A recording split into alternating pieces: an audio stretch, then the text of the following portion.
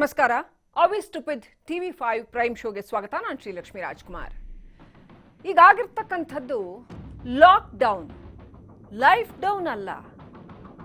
Lockdown ಮಾಡ್ತೀರಿ ಸರಿ, ಸರ್ಕಾರಗಳು ಏಕಾಏಕಿ ಲಾಕ್ಡೌನ್ ಘೋಷಣೆ ಮಾಡ್ತವೆ. ಅದನ್ನು ಪ್ರಶ್ನೆ ಮಾಡೋದಕ್ಕೆ ನಾವು ಯಾರೂ ಅಲ್ಲ. ಸರಿಯೂ ಇತ್ತು ಆ ನಿರ್ಧಾರ, ಆ ಸಂದರ್ಭದಲ್ಲಿ ಬೇಕಾಗಿತ್ತು ಅಂತ ಆಯಿತು.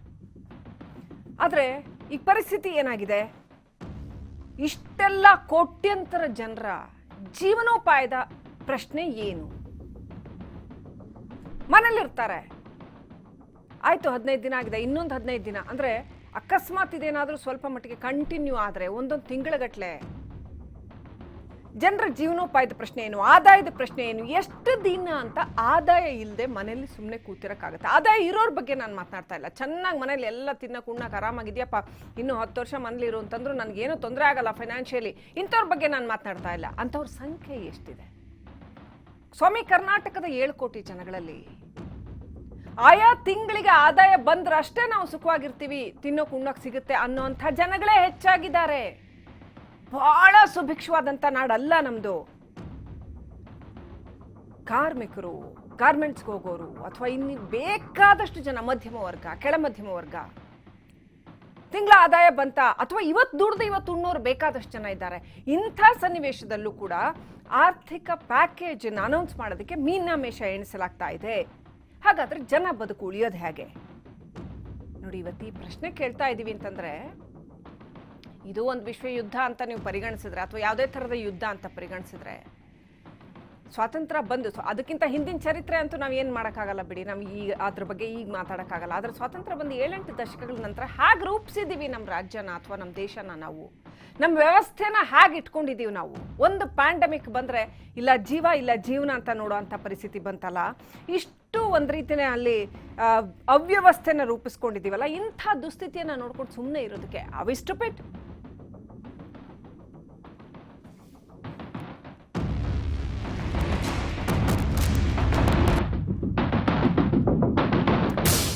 ಲಾಕ್ಡೌನ್ ಅನ್ನ ಒಂದೇ ದಿನದಲ್ಲಿ ಘೋಷಣೆ ಮಾಡಿಬಿಡ್ತಾರೆ.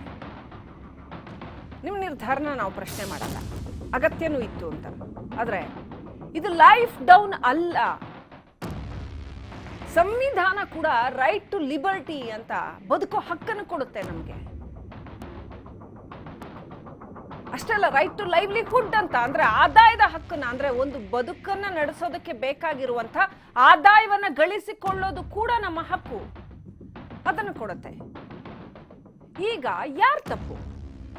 ಕೇವಲ ಜನರ ತಪ್ಪು, ಕೇವಲ ಸರ್ಕಾರ ತಪ್ಪು? ಯಾರದ್ದೇ ತಪ್ಪಾಗಿರಲಿ, ಯಾರದ್ದೇ ತಪ್ಪಾದರೂ ಈ ಕ್ಷಣದಲ್ಲಿ ನಮ್ಮಗಳ ಜೀವ ಉಳಿಸುವ ಹಕ್ಕು ಅಥವಾ ಜೀವ ಉಳಿಸುವ ಕರ್ತವ್ಯ, ಜವಾಬ್ದಾರಿ ಸರ್ಕಾರದ್ದು. ಸೊ ಇದು ಲಾಕ್ಡೌನೇ ಹೊರತು ಲೈಫ್ ಡೌನ್ ಅಲ್ಲ ಅಂತ. ಏಕಾಏಕಿ ಲಾಕ್ಡೌನ್ ಅನ್ನು ಘೋಷಣೆ ಮಾಡಿದ್ರಿ, ಆಯ್ತು.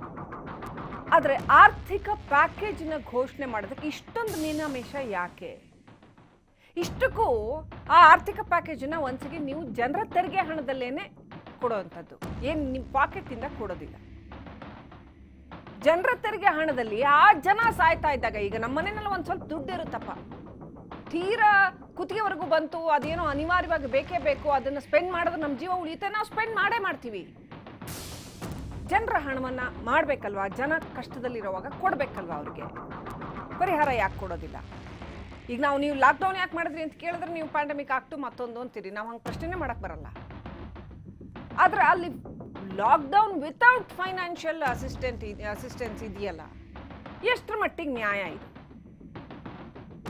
ಸಾಲು ಸಾಲು ಸಾಲು ಸಾಲು ಸಭೆ ನಡೆಸ್ತೀರಿ, ಅಷ್ಟು ನಡೆಸಿ ಆದ ನಂತರವೂ ಕೂಡ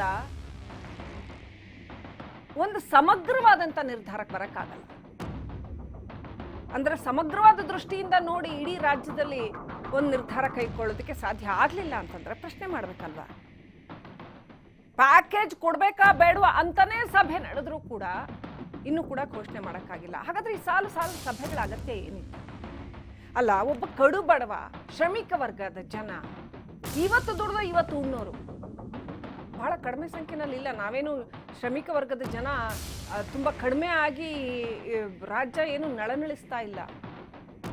ಅತ್ಯಂತ ದೊಡ್ಡ ಸಂಖ್ಯೆನಲ್ಲೇ ಇದ್ದಾರೆ ಶ್ರಮಿಕ ವರ್ಗದ ಜನ. ಅವ್ರ ಬಗ್ಗೆ ಯೋಚನೆ ಮಾಡಬೇಕಾಗಿತ್ತಲ್ವಾ ಸರ್ಕಾರ? ಇದು ಲಾಕ್ಡೌನ್ ಅಷ್ಟೇ ಹೊರತು ಲೈಫ್ ಡೌನ್ ಅಲ್ಲ ಅನ್ನೋದನ್ನ ಮತ್ತೆ ಮತ್ತೆ ಮತ್ತೆ ಮತ್ತೆ ಯಾಕೆ ಹೇಳ್ತಾ ಇದ್ದೀನಿ ಅಂತಂದ್ರೆ, ಲಾಕ್ಡೌನ್ ಅಂತಂದ್ರೆ ಜನರನ್ನ ಬಲಿ ಪಡೆಯೋದಲ್ಲ. ನೋಡಿ, ಕರೋನಾದಿಂದ ಅಂತೂ ನೀವು ನಮ್ಮನ್ನು ಬಚಾವ್ ಮಾಡೋದಕ್ಕೆ ಸಾಧ್ಯ ಆಗಿಲ್ಲ. ಹಸುವಿನಿಂದ ಸಾಯೋದ್ರಿಂದ ಆದ್ರೂ ಜನರನ್ನ ಬಚಾವ್ ಮಾಡ್ಬೋದಲ್ಲ, ಮಾಡಬೇಕಲ್ಲ. ಹಸುವಿನಿಂದ ಸತ್ತವರ ಲೆಕ್ಕ ಕೂಡ ಆರಂಭ ಆಗಿದೆ. ಎಂಥ ದುಸ್ಥಿತಿಯಲ್ಲಿದ್ದೀವಿ ನೋಡಿ. ಹಸುವಿನಿಂದ ಯಾರಾದ್ರೂ ಸತ್ತರೆ ಸಾಯ್ಲೇಬೇಕು ಅಂತಿಲ್ಲ ರೀ. ಜೀವ ಹೋದ್ರಷ್ಟೇ ಸಾವು ಅಂತ ಹೇಳಕ್ಕಾಗಲ್ಲ. ಬಯಾಲಜಿ ಬಿಟ್ಬಿಡಿ, ಸಾಮಾಜಿಕವಾಗಿ ನಾವು ನೋಡೋದಾದ್ರೆ ಅವ್ರು ಏನೋ ಮಕ್ಕಳ ವಿದ್ಯಾಭ್ಯಾಸಕ್ಕೆ, ಮಕ್ಕಳ ಮದುವೆಗೆ, ಮುಂಚಿಗೆ, ಮತ್ತಿನ್ನೇನೋ ಒಂದು ಅನಾರೋಗ್ಯ ಆದ್ರೆ ಅಲ್ಪ ಸ್ವಲ್ಪ ಹಣ ಕೂಡಿಟ್ಕೊಂಡಿರ್ತಾರೆ. ಅಲ್ಪ ಸ್ವಲ್ಪ ಹಣ. ಈಗ ಒಂದು ತಿಂಗಳ ಕೆಲಸ ಇಲ್ಲ ಅಂತಂದ್ರೆ ಅದನ್ನ ಹಾಕಿ ಇವರು ದಿನಸಿ ಸಾಮಾನು ತಂದು ಜೀವನ ಮಾಡಿಬಿಟ್ರೆ ನಾಳೆ ಏನಾದರೂ ಆದರೆ ಯಾವ ಸಾವಿಗೆ ಕಮ್ಮಿ ಹೇಳಿ? ಅದು ಹೇಗೆ ಬದುಕಬೇಕು ಅವ್ರು ನಾಳೆ? ಅಥವಾ ಇನ್ಯಾವತ್ತೂ ಕರೋನಾ ಬರೋದೇ ಇಲ್ಲ ಅಂತ ಏನಾದರೂ ಭರವಸೆ ಇದೆಯೇನು? ಅದೂ ಇಲ್ಲ. 3rd ವೇವ್ ಬರುತ್ತೆ, 4th ವೇವ್ ಬರುತ್ತೆ ಅಂತೆಲ್ಲ ಹೆದರಿಸ್ತಾ ಇದ್ದಾರೆ. ಹೆದರಿಕೆ ಏನು ಆಗಿದೆಯಲ್ಲ ಬೇರೆ ಬೇರೆ ದೇಶಗಳಲ್ಲಿ. ಎಚ್ಚರಿಕೆ ಇಟ್ಕೋಬೇಕಾಗತ್ತೆ ನಾವು. ಮುಂದಿಗೆ ಅಂತ ಒಂದು ಸ್ವಲ್ಪ ಉಳಿಸ್ಕೊಬೇಕಾಗತ್ತೆ. ಸೊ ಇವತ್ತು ಬದುಕಬೇಕಾ ಅಥವಾ ನಾಳೆಗೆ ಅಂತ ಉಳಿಸ್ಬೇಕಾ? ಇಂಥ ದ್ವಂದ್ವದಲ್ಲಿ ಜನ ಬೀಳೋ ಹಾಗಾಗಿದೆ. ಈ ಸಂದರ್ಭದಲ್ಲಿ ಅದಕ್ಕಾಗಿ ಹೇಳ್ತಾ ಇರೋದು, ಹಸುವಿನಿಂದಾಗಿ ಯಾರಾದರೂ ಸತ್ತರೆ, ಹಸುವಿನಿಂದಾಗಿ ಯಾರಾದರೂ ಕಂಗಾಲಾದ್ರೆ, ಹಸುವಿನಿಂದಾಗಿ ಜೀವನಗಳು ಬರ್ಬಾದಾದ್ರೆ, ಬದುಕು ತೇಲಿ ಹೋದ್ರೆ ಯಾರು ಹೊಣೆ? ಅದಕ್ಕೆ ನಾವು ಏನು ಕ್ರಿಮಿನಲ್ ಅಪರಾಧ ಮಾಡಿದೀವಿ ಅಂತ ಸಾಯ್ಬೇಕು ಅಂತ ಜನ ಕೇಳ್ತಾರೆ. ಕರೋನಾ ಬಂತು, ಪ್ರಾಕೃತಿಕ ಒಪ್ಕೊಳ್ಳೋಣ, ಅಥವಾ ಅದು ಮ್ಯಾನ್ ಮೇಡೋ ಅದೋ ಇದು ಬೇಕಾದಷ್ಟು ಕಾನ್ಸ್ಪಿರಸಿ ಥಿಯರಿ ಇದೆ. ಆದ್ರೆ ಕರೋನಾದಿಂದಾಗಿ, ಸ್ವಾಮಿ ಇವತ್ತು ಕರೋನಾದಿಂದಾಗಿ ಮಾತ್ರ ಜನ ಸತ್ತಿದ್ದಾರೆ ಅಂತ ಅಲ್ಲ. ನಾವು ವಿ ಆರ್ ನಾಟ್ ಸ್ಟುಪಿಡ್. ನಮಗ್ ಗೊತ್ತಿದೆ ಕೇವಲ ಕರೋನಾ ಬಂತು ಅಂತ ಜನ ಸತ್ತಿರೋದಲ್ಲ. ಆಕ್ಸಿಜನ್ ಇಲ್ಲದೆ ಸತ್ರು, ಬೆಡ್ ಸಿಗದೆ ಸತ್ರು, ಆಸ್ಪತ್ರೆಗಳ ಹತ್ತಿರದಲ್ಲಿ ಸಿಗದೆ ಸತ್ರು, ಆಂಬ್ಯುಲೆನ್ಸ್ ಸಿಗದೆ ಸತ್ರು, ವೆಂಟಿಲೇಟರ್ ಇಲ್ಲದೆ ಸತ್ರು, ಮೆಡಿಸಿನ್ ಸಿಗದೆ ಸತ್ರು. ಯಾರು ಈ ಸಾವುಗಳಿಗೆ ಯಾರು? ಆಯ್ತು. ಮತ್ತೊಂದು ಕಡೆ ನಾವು ಕೋಟ್ಯಾಂತರ ಜನ ಮನೆ ಒಳಗಡೆ ಲಾಕ್ ಮಾಡ್ಕೊಂಡು ಬೀಗ ಹಾಕೊಂಡು ಕೂತಿದೀವಲ್ಲ 15 ದಿವಸಗಳಿಂದ. ಇನ್ನೂ 15 ದಿವಸ ಹಾಗೆ ಕೂರ್ಬೇಕಾಗತ್ತಲ್ಲ. ಅದಕ್ಕೆ ಯಾರು ಹೊಣೆ? ಅಲ್ಲೇ ಹಸುವಿನಿಂದ ಯಾರಾದ್ರೂ ಸತ್ರೆ ಯಾರು ಹೊಣೆ? ಒಂದೊಂದು ಅಗುಳು ಅನ್ನಕ್ಕೂ ಎಷ್ಟು ಬೆಲೆ ತರಬೇಕಲ್ಲಪ್ಪ ಅಂತ ಈಗ ಜನಕ್ಕೆ ಗೊತ್ತಾಗ್ತಾ ಇದೆ. ಅವತ್ತು ದುಡಿಮೆ ಇದ್ದರಷ್ಟೇ ಅವತ್ತು ಊಟ. ಹಾಗಿರುವ ಜನಗಳು ಬೇಕಾದಷ್ಟು ಕೋಟ್ಯಂತರ ಜನ ಇದ್ದಾರೆ. ಎಷ್ಟು ಜನ ಇರ್ಬೋದು ಕರ್ನಾಟಕದಲ್ಲಿ? ನಾವು ಶ್ರೀಮಂತರಪ್ಪ, ತೆರಿಗೆ ಕಟ್ತಾ ಇದ್ದೀವಿ, ಅಥವಾ ನಾವು ಗೌರ್ಮೆಂಟ್ ನೌಕರಿನಲ್ಲಿದ್ದೀವಿ, ನಮ್ಗೇನು ತೊಂದರೆ ಇಲ್ಲ, ಅಥವಾ ನಮ್ಮ ಮನೇಲಿ ಸಿಕ್ಕಾಪಟ್ಟೆ ಜಮೀನಿದೆ, ನಮ್ಗೇನು ತೊಂದರೆ ಇಲ್ಲ. ಬಹಳ ಕಡಿಮೆ ಜನ ಇದ್ದಾರೆ. ಅದಕ್ಕಿಂತ ಇವತ್ತು ದುಡಿದ್ರಷ್ಟೇ ನನಗೆ ಊಟ, ಈ ತಿಂಗಳು ಮನೆ ಬಾಡಿಗೆ ಕಟ್ಟಿದ್ರಷ್ಟೇ ನಮಗೆ ಓನರ್ ಬಿಡ್ತಾರೆ ಇರೋದಕ್ಕೆ, ಅಥವಾ ಮನೆ ಲೋನ್ ಕಟ್ಟಿದ್ರಷ್ಟೇ ಸಾಧ್ಯ. ಇ ಎಮ್ ಐ ನಿಂತಿಲ್ಲ, ಮನೆ ಬಾಡಿಗೆ ಕೇಳೋದು ನಿಂತಿಲ್ಲ, ಸ್ಕೂಲ್ ಫೀಸ್ ಕಟ್ಟೋದು ನಿಂತಿಲ್ಲ, ಎಲೆಕ್ಟ್ರಿಸಿಟಿ ಕಟ್ಟೋದು ನಿಂತಿಲ್ಲ, ವಾಟರ್ ಬಿಲ್ ಕಟ್ಟೋದು ನಿಂತಿಲ್ಲ. ಹಳ್ಳಿಗಳಲ್ಲಿ ಪೆಟ್ರೋಲ್ ಹಾಕ್ಸಿದ್ರಷ್ಟೇ ಮುಂದೆ ಓಡಾಟ ಮಾಡೋದಕ್ಕೆ ಸಾಧ್ಯ. ಏನು ಫ್ರೀಯಾಗಿ ನಮಗೆ ಟ್ರಾನ್ಸ್ಪೋರ್ಟ್ ಎಲ್ಲೂ ಸಿಗ್ತಾ ಇಲ್ಲ, ಫ್ರೀಯಾಗಿ ಯಾವುದು ಸಿಗ್ತಾ ಇಲ್ಲ. ಹೇಗೆ ಕನಿಷ್ಠ ಅನ್ನವನ್ನಾದರೂ ಕೊಡಿ ಅಂತ ಕೇಳ್ತಾ ಇದ್ದಾರೆ. ಕನಿಷ್ಠ ಅನ್ನವನ್ನ, ಅಕ್ಕಿ ಕೊಡಿ ಒಂದಷ್ಟು, ಜೊತೆಗೆ ಅದು ಬೇಳೆ ಮತ್ತೊಂದು ತಂದುಕೊಂಡು ಹೇಗೋ ಒಂದು ತಿಂಗಳು ಕಾಲ ಹಾಕೋದಕ್ಕೆ ಒಂದು ಸ್ವಲ್ಪ ದುಡ್ಡು ಕೊಡಿ. ಏನ್ ತಪ್ಪಿದೆ? ಯಾಕಂತಂದ್ರೆ ನಾವು ತೆರಿಗೆ ಕಟ್ಟಿರ್ತೀವಿ, ಅವ್ರೇನು ಸರ್ಕಾರ ಏನು ಅವ್ರ ಜೇಬಿನಿಂದ ಕೊಡೋದಿಲ್ಲ, ನಮ್ಮದೇ ಹಣ. ಸೊ ಶಾಲೆಗಳಲ್ಲಿ ಸಿಗ್ತಾ ಇದ್ದಂತ ಬಿಸಿ ಊಟ ನೋಡಿ, ಪಾಪ ಹಳ್ಳಿ ಮಕ್ಕಳಿಗೆ ಎಷ್ಟು ಅನುಕೂಲ ಆಗೋದು. ಬಿಸಿ ಊಟ, ಹೊಟ್ಟೆ ತುಂಬಿಕೊಂಡು ಪಾಠ ಕೇಳ್ಕೊಂಡು ಬರ್ತಿದ್ವು. ಈಗ ಆ ಬಿಸಿ ಊಟ ಕೂಡ ಇಲ್ಲ. ಮಕ್ಕಳಿಗೆ ಅನ್ನ ಹಾಕೋದಕ್ಕೆ ಜನ ಎಷ್ಟೋ ಕಡೆ ನಾನು ಖುದ್ದಾಗಿ ಕೇಳಿರ್ತಕ್ಕಂಥದ್ದು, ನೋಡಿರ್ತಕ್ಕಂಥದ್ದು, ಶಾಲೆಯಲ್ಲಿ ಒಳ್ಳೆ ಊಟ ಸಿಗುತ್ತೆ ಅಂತ ಶಾಲೆಗೆ ಮಕ್ಕಳನ್ನು ಕಳಿಸುವಂಥದ್ದು. ಈಗ ಅದೂ ಇಲ್ಲ. ಮಕ್ಕಳಿಗೆ ಪರದಾಡ್ತಾ ಇದ್ದಾರೆ ಜನ. ಅದು ಎಷ್ಟು ಜನ ಪರದಾಡ್ತಾ ಇದ್ದಾರೆ? ಕೋಟ್ಯಂತರ ಜನ ಪರದಾಡ್ತಾ ಇದ್ದಾರೆ. ಒಂದು ಹೊತ್ತಿನ ಊಟಕ್ಕೂ ಕೂಡ ಯೋಚನೆ ಮಾಡೋ ಹಾಗೆ, ಒಂದು ಅನ್ನ ಒಂದು ಸಾರು ಮಾಡಿದ್ರೆ ಬಹಳ ದೊಡ್ಡ ವಿಚಾರ, ಅಥವಾ ಅದು ಬೇಡಪ್ಪ ಬರೀ ಗಂಜಿ ಅಷ್ಟೇ ಮಾಡ್ಕೊಂಡು ಊಟ ಮಾಡ್ಕೊಂಡ್ಬಿಡೋಣ ಅಂತ ಮಧ್ಯಮ ವರ್ಗದವರು, ಕೆಳ ಮಧ್ಯಮ ವರ್ಗ ಅಲ್ಲ, ಮಧ್ಯಮ ವರ್ಗದವರು ಕೂಡ ಯೋಚನೆ ಮಾಡುವಂಥ ಸಂಕಷ್ಟ. ಯಾಕಂತಂದ್ರೆ ಕಳೆದ ಸಾರಿಯ ಲಾಕ್ಡೌನ್ನಲ್ಲಿ ಕೋಟ್ಯಂತರ ಜನ ಕೆಲಸ ಕಳ್ಕೊಂಡ್ರು. ನಾನೀಗ ಹೇಳ್ತಾ ಇರೋದು ಪ್ರತಿ ಮನೆಯಲ್ಲೂ ನೋಡ್ತಾ ಇರೋ ಪ್ರತಿ ವ್ಯಕ್ತಿಗೂ ರಿಲೇಟ್ ಆಗುತ್ತೆ. ಯಾಕಂತಂದ್ರೆ ಪ್ರತಿಯೊಬ್ಬರು ಕೂಡ ಆದಾಯ ಹೋಯ್ತು, ನನಗೆ ಇಷ್ಟು ದುಡ್ಡು ಬರಬೇಕಾಗಿತ್ತು ಬರಲಿಲ್ಲ, ನನ್ನ ಕೆಲಸ ಹೋಯ್ತು, ನಮ್ಮ ಬಿಸ್ನೆಸ್ಸಿಂದ ಲಾಭ ಬರಬೇಕಾಗಿತ್ತು ಬರಲಿಲ್ಲ, ಅಥವಾ ಇಷ್ಟು ಕಷ್ಟಪಟ್ವಿ ಕಳೆದ ಲಾಕ್ಡೌನ್ನಲ್ಲಿ, ಈಗ ಅದು ಕಂಟಿನ್ಯೂ ಆಗಿದೆ. ಹೇಗೆ ಬದುಕಬೇಕು? ಸುಮ್ಮನೆ ಏನು ತಮಾಷೆ ಕೇಳ್ತಾ ಇದ್ದೀವ ಪ್ಯಾಕೇಜ್ ಜನಗಳು?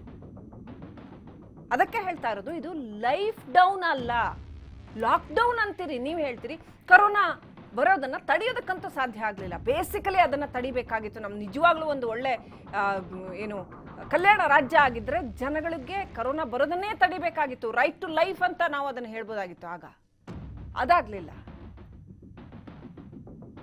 ಹೋಗ್ಲಿ, ಅದಕ್ಕೆ ಕರೋನಾ ಬಂತು ಅಂದ್ರೆ ಸಾಧ್ಯವಾದಷ್ಟು ಮಟ್ಟಿಗೆ 100ಕ್ಕೆ 100 ನಾವು ಮೆಡಿಕಲ್ ಫೆಸಿಲಿಟಿ ಮಾಡ್ತೀವಪ್ಪ.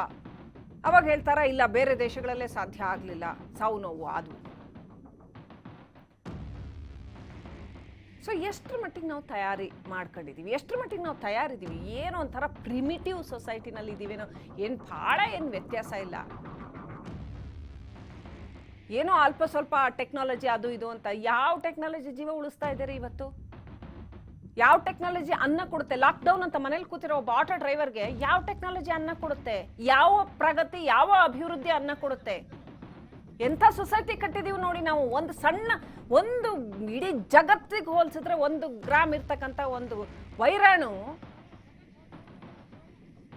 ಚಿಟಿಕೆ ಹೊಡೆಯೋ ಹಾಗೆ ನಮ್ಮ ಜೀವಗಳನ್ನ ತಗೊಳುತ್ತೆ. ಅಷ್ಟೇ ಅಲ್ಲ, ಆ ವೈರಾಣುವಿನ ಭಯ ತಿಂಗಳುಗಟ್ಲೆ ಬಾಗ್ಲು ಬಿಡ್ಕೊಂಡು ನಮ್ಮನ್ನ ಒಳಗ್ ಕೂರ್ಸೋ ಹಾಗೆ ಮಾಡುತ್ತೆ. ಅಷ್ಟೇ ಅಲ್ಲ, ನಾವು ಹಸಿವಿನಿಂದ ಒದ್ದಾಡಬೇಕು. ಅಂಥ ಸೊಸೈಟಿ, ನಾವು ವೈರಾಣುನ ಬ್ಲೇಮ್ ಮಾಡಿ ಏನು ಉಪಯೋಗ ಇದೆ? ಅದು ಹೇಗೋ ಅದನ್ನ ನಾವು ತಡೆಯೋಕ್ಕಾಗಲ್ಲ, ಅದು ನಮ್ಮ ಕೈಯಲ್ಲಿ ಇಲ್ಲ. ನಮ್ಮ ಕೈಯಲ್ಲಿ ಏನಿತ್ತೋ ಅದನ್ನ ನಾವು ಸರಿ ಮಾಡ್ಕೊಳ್ಬಹುದಾಗಿತ್ತಲ್ವಾ? ಸುಸ್ಥಿರವಾದಂಥ, ಅಂದ್ರೆ ತಕ್ಕ ಮಟ್ಟಿಗೆ ಇರೋದ್ರಲ್ಲಿ ಸುಸ್ಥಿರವಾದಂಥ ಸಮಾಜನ ಕಟ್ಬೋದಾಗಿತ್ತಲ್ವಾ? ಎಲ್ರಿಗೂ 1 ತಿಂಗಳು ಏನೂ ಮಾಡದೆ ಮನೇಲಿದ್ರೂ ನಮಗೆ ಊಟ ಸಿಗುತ್ತಪ್ಪ. US ಅಲ್ಲಿ, ಯುರೋಪಿಯನ್ ಕಂಟ್ರೀಸ್ ಅಲ್ಲಿ ಅವರು ಆಲ್ರೆಡಿ ಡೆವಲಪ್ಡ್ ಕಂಟ್ರೀಸ್ ಆಗಿದ್ರು ಕೂಡ ಅಲ್ಲಿ ಪ್ರತಿಯೊಬ್ಬನಿಗೂ ದುಡ್ಡು ಕೊಟ್ಟಿದ್ದಾರೆ ಸರ್ಕಾರದ ಕಡೆಯಿಂದ. ಯಾಕಂತಂದ್ರೆ ನಿಮ್ಮ ಲೈಫ್ನಲ್ಲಿ ಆಗ್ತಾ ಇರ್ತಕ್ಕಂಥ ಈ ತೊಳಲಾಟಗಳಿಗೆ ಅಥವಾ ಈ ಒಂದು ಕ್ರೂಷಿಯಲ್ ಸಿಚುವೇಶನ್ ನಿರ್ಮಾಣ ಆಗಿದೆಯಲ್ಲ, ಇದರ ಹೊಣೆಗಾರಿಕೆನ ನಾವು ತಗೋತೀವಿ ಅಂತ ಅಲ್ಲಿ ಆಡಳಿತಗಳು ಅವ್ರಿಗೆ ದುಡ್ಡು ಕೊಟ್ಟಿದ್ದಾವೆ. ನೀವು ಕೇಳಿ ನೋಡಿ, US ಅಲ್ಲಿ ಇರುವಂಥವ್ರಿಗೆ, ಯುರೋಪಿಯನ್ ಕಂಟ್ರೀಸ್ ಅಲ್ಲಿ ಇರುವಂಥವ್ರಿಗೆ ಪ್ರತಿ ಪ್ರಜೆಗೆ ಅಲ್ಲಿ ದುಡ್ಡು ಸಿಕ್ಕಿದೆ. ಶ್ರೀಮಂತರು ಬಡವರು ಅಂದೆ ಪ್ರತಿ ಪ್ರಜೆಗೆ ಅಲ್ಲಿ ದುಡ್ಡು ಸಿಕ್ಕಿದೆ. ಯಾಕಂದ್ರೆ ಕಾಂಪನ್ಸೇಟಿವ್ ಆಗಿ. ನಾವು ಅಷ್ಟು ಕೇಳ್ತಿಲ್ಲ ಸ್ವಾಮಿ, ಕಡು ಬಡವರಿಗೆ ಕನಿಷ್ಠ ಬದುಕುಳಿಯೋ ಅಷ್ಟಾದ್ರೂ ಮಾಡಿ ಅಂತ.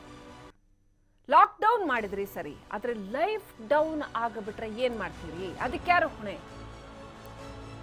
ರೈಟ್ ಟು ಲೈವ್ಲಿಹುಡ್ ಬಗ್ಗೆ ನಾವು ಮಾತಾಡ್ತಾ ಇದ್ದೀನಿ, ಅಥವಾ ರೈಟ್ ಟು ಲೈಫ್ ಅಂತಾನೆ ತಗೊಳ್ಳಿ. ಲೈವ್ಲಿಹುಡ್ ಇದ್ರೆ ತಾನೇ ಲೈಫ್ ಇರೋದಕ್ಕೆ ಸಾಧ್ಯ. ರೈಟ್ ಟು ಲಿವ್ ಸಂವಿಧಾನ ಕೊಡ್ತಾ ಇರ್ತಕ್ಕಂಥ ಹಕ್ಕು. ಸೊ ನಾವೇನು ಹೇಳ್ತಾ ಇದ್ವಿ ಅಂತಂದ್ರೆ, ಈ ಲಾಕ್ಡೌನ್ ಮಾಡಿರ್ತಕ್ಕಂಥದ್ದು ಒಂಥರ ಇನ್ಕಂಪ್ಲೀಟ್ ಇದು ಅಂತ. ಯಾಕೆ ಇನ್ಕಂಪ್ಲೀಟ್ ಅಂತ ಹೇಳ್ತೀನಿ ಅಂತಂದ್ರೆ, ಸುಮ್ಮನೆ ಏನೊಂದು ರ್ಯಾಂಡಮ್ ಸ್ಟೆಪ್ ತಗೊಂಡಂಗೆ ಅಂತ. ಇನ್ಕಂಪ್ಲೀಟ್ ಯಾಕೆ ಅಂತಂದ್ರೆ, ಇದರಲ್ಲಿ ಸಂಪೂರ್ಣವಾಗಿ ಆರ್ಥಿಕ ಸಹಾಯ ಇಲ್ಲದೆ ಹೋದರೆ ಇದು ಇನ್ಕಂಪ್ಲೀಟ್. ಇದು ಒಂದು ಉದಾಹರಣೆ ಕೊಡ್ತೀನಿ ನೋಡಿ.